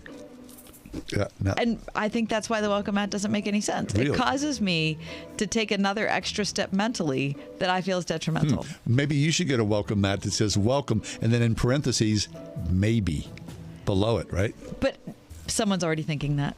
You don't even have to put the maybe because by... Really? I never even considered it's working against us. So you're thinking that the welcome mat may be disingenuous? Yes. What? Yes. That's a cynical perspective. It's very cynical. It's a mere formality. Mm-hmm. It doesn't make sense. All right, does this make sense? The opera. Wow. I mean, the opera has been around for hundreds and hundreds of years, right? Now, I would imagine, although I don't have numbers to support this, that the opera, like the symphony perhaps, maybe to a lesser degree, art forms that our parents may have endorsed and supported, maybe in this era are in trouble. Fallen on hard waning. times. But the opera? Mm-hmm. Have you been to the opera lately? Sure. Lately? Not lately, no. I mean, I've been to the opera. Well, I mean, now they have opera with closed captioning. Yeah, well, and it's a good thing. Yeah. So, in all the things that you could spend your money on culturally, Yeah. does it make sense to you? I want to say yes. But because I want to, but instead I have to be honest about who I am and say no. And I'm sorry because Okay. it just means that I'm an uncultured schlub. So if the opera put out a welcome mat, nope. 101.5 WORD. Your home for real life radio with Jack Hibbs. Jesus experienced all these things, yet without sin, for he was God in the flesh and experiences all these things that you and I struggle with. He was tired, but Jesus prayed for strength. He was strengthened. Jesus prayed for peace. Peace was given to him and direction. He prays and his Father leads him. If the Son of God prays and needs to pray, then how much more do you and I need to pray? Real life radio with Pastor Jack Hibbs. Weekday mornings at 11:30 on 101.5 Word FM. Our little brother says the word dodo word 40 times a day. Should we be saying that word on Word FM? You started it. Okay. So, here we are with Uncle Ryan with 3 reasons why you'd be a tweet if you bought a home this year and didn't use us at United Faith Mortgage. The biggest reason is our direct lender advantage. We use our own money. And there's no middleman, which means We can often get you a better rate, saving you monthly and lifelong money. we also pay $1,000 of your closing costs on all new home purchases. And just as important to me as saving listeners money is the super service part. Our small team is specifically committed to Word FM. You will not get to a closing and find anything hidden. It's a partnership all the way around. So, don't via, and we're done. We are United Faith Mortgage. United Mortgage Corp, Melville, New York. NMLS number 1330. Pennsylvania Department of Banking and Securities. Mortgage lender license 22672. Every day is a great day to play around at All About Golf in Butler. The new Ping lineup is here. Stop by the Pro Shop and check out the all-new line of Ping putters and get newly reduced deals on Ping G425s for a limited time while supplies last. All About Golf bays equipped with top tracer technology are open year-round. 8 to 8 daily, rain or shine. Plus lessons for every age and skill level to help you master your game. All About Golf in Butler. Practice, learn, play. Visit allaboutgolfpa.com. This spring, join Danny Goki, Jordan Feliz, and Blanca on the Jesus People Tour, heading to your city. Join Danny, Jordan, and Blanca in Moon Township, Pennsylvania at Impact Christian Church on Thursday, March 23rd. That's Moon Township, Pennsylvania on March 23rd. The Jesus People Tour, live in your city. More information at transparentproductions.com. Trip to Europe. Visit all 30 Major League Baseball stadiums. Go skydiving. Okay, so you know what you want to do in retirement, but do you know how to get there? Tune in to Your Retirement Blueprint with Kurt Kenotic and Ethan Lane of Accurate Solutions Group, Saturdays at 10 a.m. to get answers to your retirement planning questions.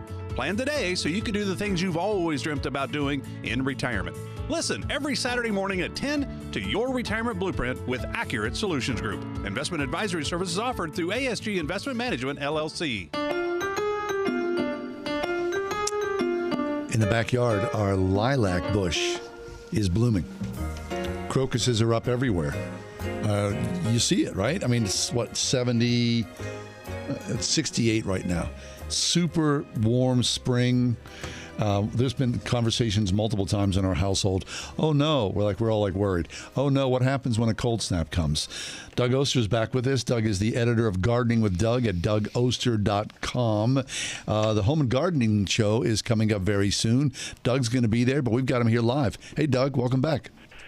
Thanks for having me. And yeah, daffodils too. I got some daffodils blooming, and I looked out today and saw the forsythia starting to bloom. And both of those things, this is the earliest I've ever seen them bloom. Wow. Okay. Forsythia. So what does that mean? Because of course tomorrow it's going to be at least 20, probably 30 degrees colder than it was today, and then it's going to go up by 10 degrees on Friday.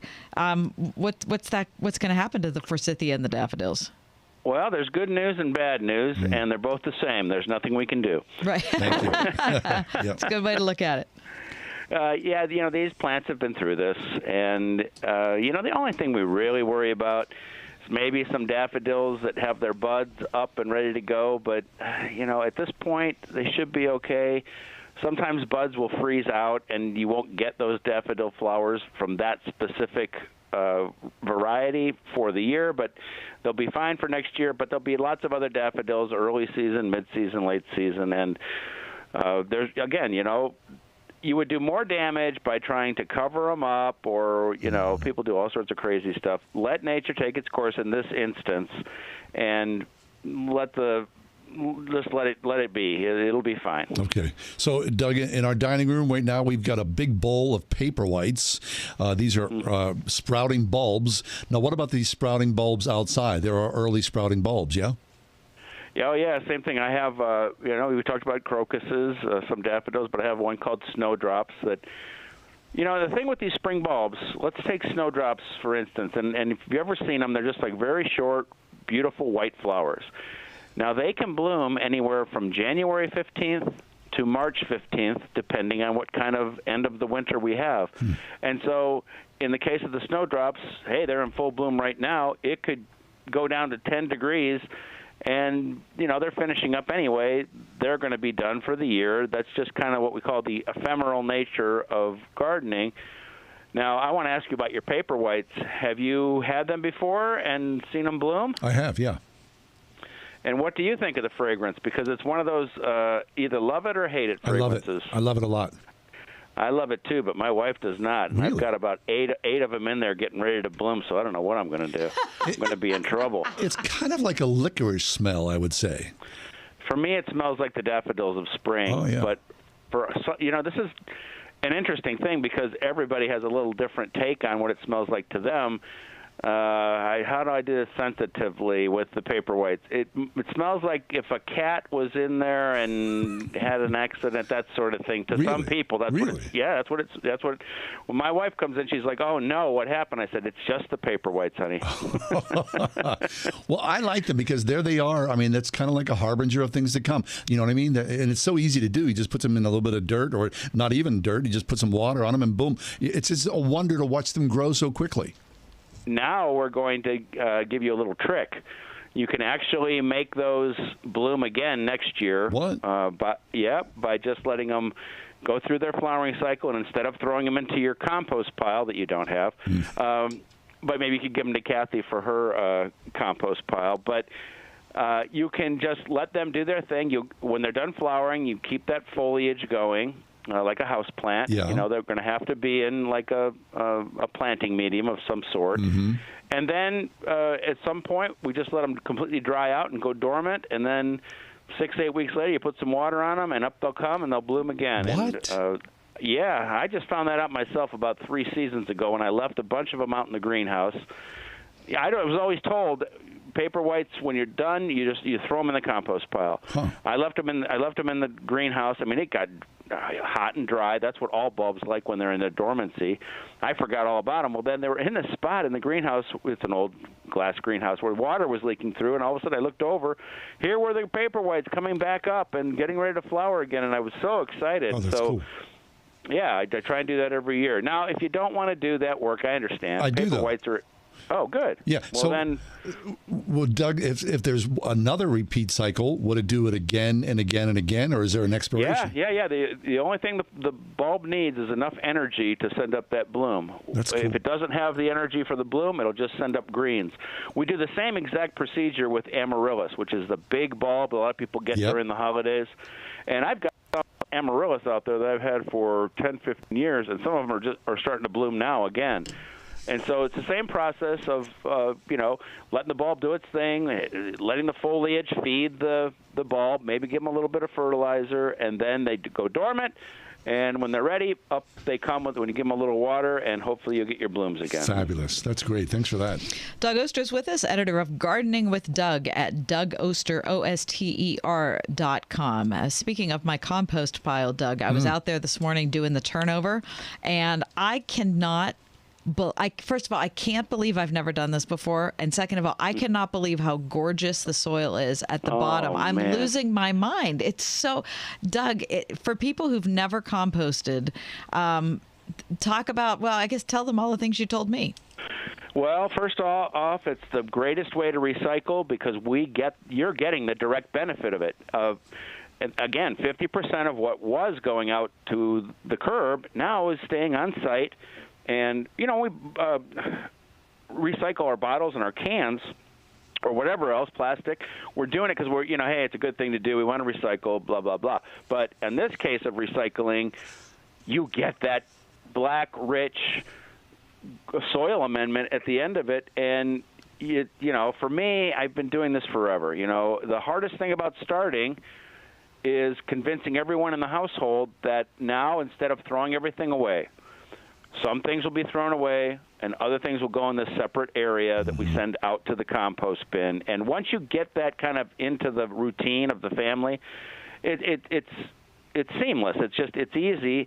And then things like this happen, Kathy, for you and I. We go out and we look under that pile and we see black, rich, sweet-smelling stuff that when you put a plant in that, yeah, it is going to go nuts. And that's what we want. That's what we want when we're gardening. We want the plants to have everything they need. Compost provides that. It's an amazing thing because not only does it drain well, but it also holds moisture. It is a natural fungicide, and it has all the nutrients that plants need. It's what we call pH neutral, which is what we want, just a neutral pH.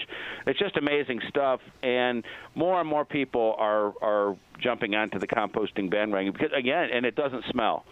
And if three things you don't put in there: creamy dairy, oils, and meat. And that's only because sometimes that'll attract rodents. You don't want to attract rodents. Mm-hmm. If you live out in the country, I have friends that they'll compost everything. Because the thing to think about when you're thinking what's going to go in that compost pile, everything that once was living will eventually become compost. And so it's just how fast you want to get it. Kathy's out there turning it. I mean, that's a real hardcore composter there. Listen, I'm trying. Okay, so so maybe you should think of your compost pile as Ash Wednesday. Right, exactly. Yeah, that's kind of what it is, right? Yeah. Okay, so what about so I'm putting all my food scraps out there. How often do I and people who compost have to be concerned about putting hay on there or straw or something, the brown stuff? So what comes out of the kitchen and sometimes out of the garden is the green. So it's two ingredients, basic ingredients, green and brown. And every time that I put green in, I just put a little bit of brown in. It could be, shredded leaves. It could be straw. I've got straw out there now, and every time I'm putting them, it kind of makes a layered effect. And it makes better compost when you mix them about 50-50.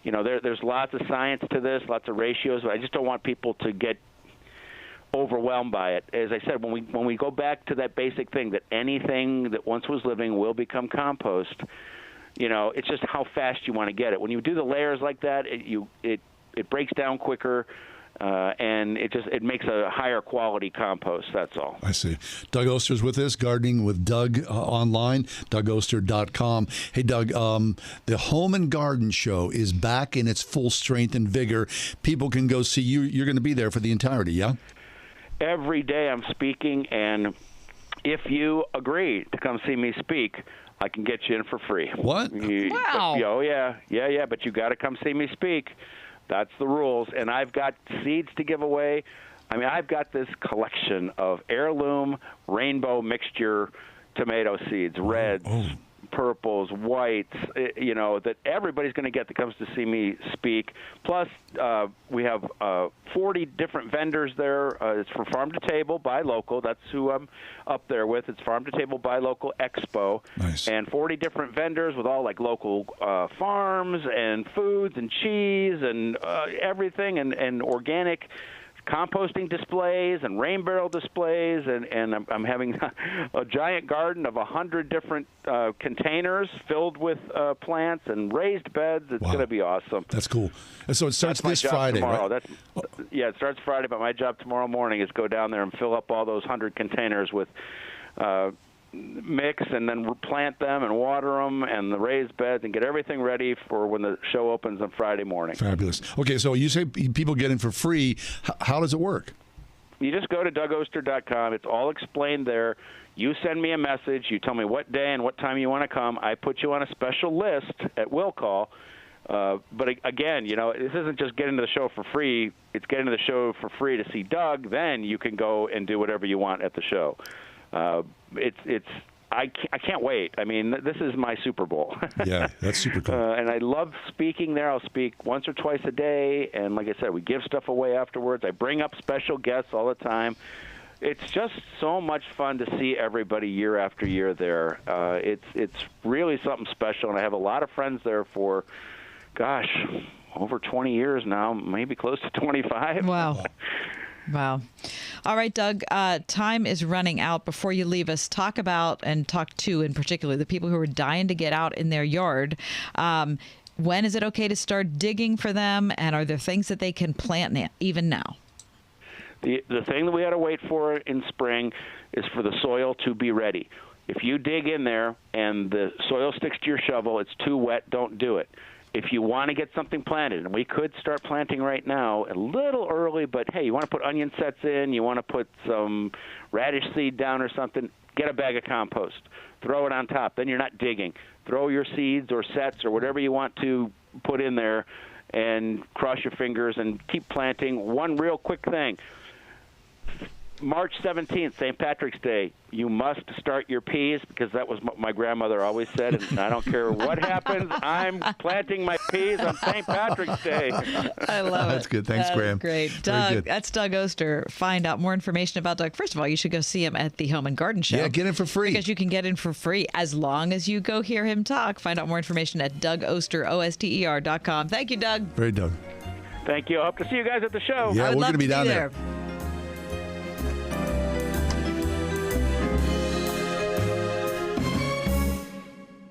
Just when you thought it couldn't get any better, Mike Lindell with MyPillow is launching the MyPillow 2.0. When Mike invented MyPillow, it had everything you could ever want in a pillow. Now, nearly 20 years later, he's discovered a new technology that makes it even better. The MyPillow 2.0 has the patented adjustable fill of the original MyPillow, and now has a brand new fabric that is made with a temperature-regulating thread. The MyPillow 2.0 is the softest, smoothest, coolest pillow you'll ever own. Hey, this is John Hall. For my exclusive listeners, the MyPillow 2.0 is buy one, get one free with promo code WORD. MyPillow 2.0 temperature regulating technology is 100% made in the USA and comes with a 10-year warranty and a 60-day money-back guarantee. Just go to MyPillow.com, click on the radio listener square to the buy one, get one free offer. Just when you thought MyPillow couldn't get any better, MyPillow 2.0 gives you the best pillow ever. Enter promo code WORD or call 800-391-0954 to get your MyPillow 2.0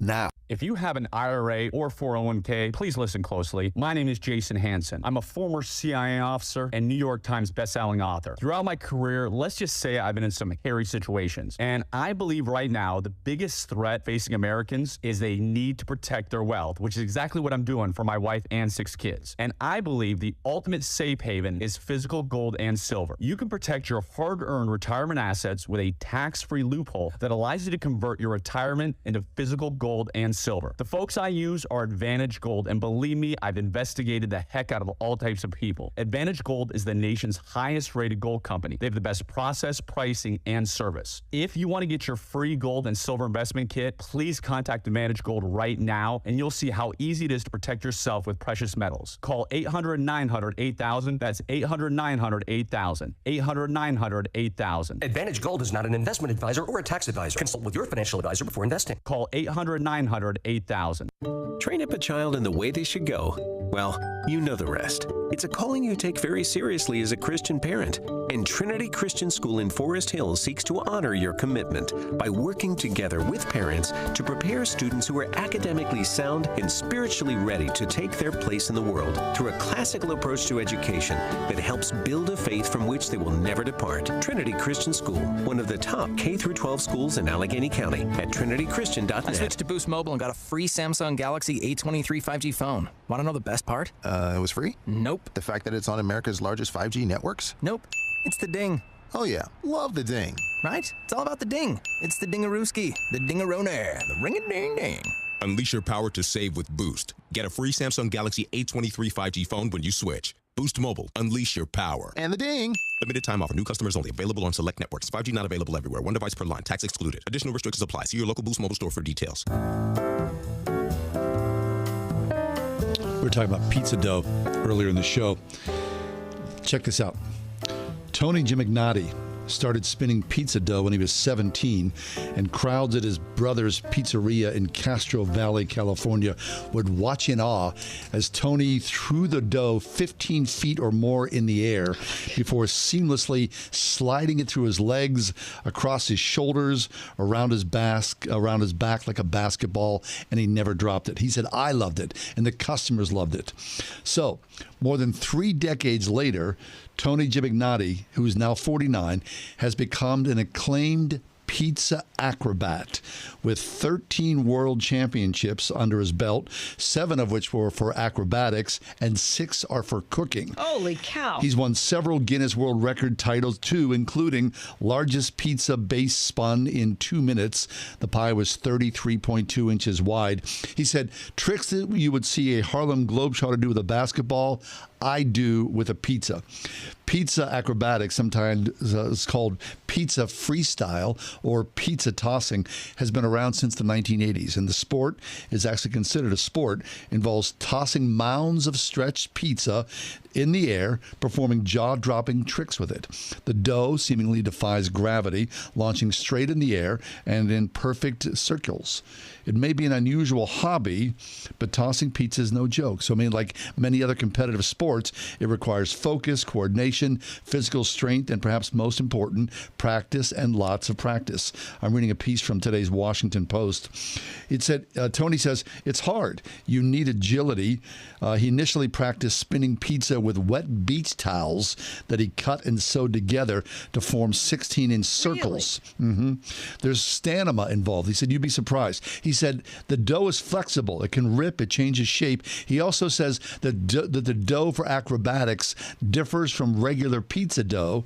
He said it's made with triple the salt and special flour for durability. He said it's always a little bit different every time you do it. The dough is always changing. He said the challenge, though, is part of what draws him to the sport. Over the years, he's attended and won many pizza acrobatic competitions, including the World Pizza Games in Las Vegas, which is part of the International Pizza Expo and Conference, and the Pizza World Championship in Parma, Italy, the largest pizza show in the world.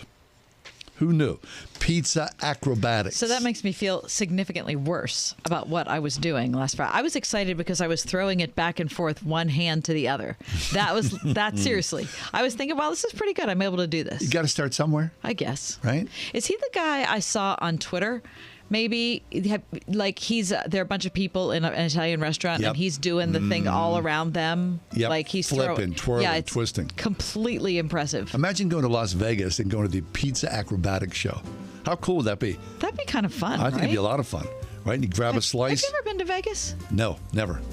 You? Lexi, have you been to Vegas? Not at all. Yeah, me neither. Someday. Maybe instead of the fish fry on Friday, we should go to Vegas. Oh, that'd be great. Okay, fine. I mean, it's not on top of my list. I'm having people for dinner. I can't.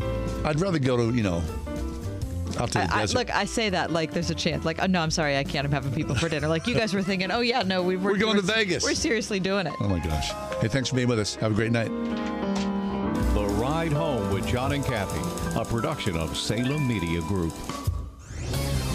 This is Albert Mohler for townhall.com. We have just passed the 1-year mark of Russia's invasion of Ukraine. President Joe Biden went to Kyiv in an effort to demonstrate support for Ukraine and President Zelensky. The headlines and toll of the war provoked some big questions, such as where in the world do we go from here? Zelensky is clear he wants his nation to be made whole, regaining all the territory that the Russians have threatened or invaded and, in some cases, now occupied. That is not likely to happen. Gerard Baker, writing in the Wall Street Journal, asks a great question. Will the Ukraine war push the West toward a new realism? The alternative to realism is what's called idealism, 2 poles that have defined American foreign policy. Gerard Baker writes, quote, privately, the president needs to convey some of that hard-headed realism he claims he's brought to more than a half-century of foreign policy debates. Ukraine has every right to defend its territory, but it doesn't have a right to American money and materiel to prosecute a conflict without end. A dose of hard-headed realism is what we need. Ask Alexa to play the word Pittsburgh to hear us there. We're on your Google speaker, too. Plus iHeart, TuneIn, and on Odyssey. 101.5 WORD FM, Pittsburgh.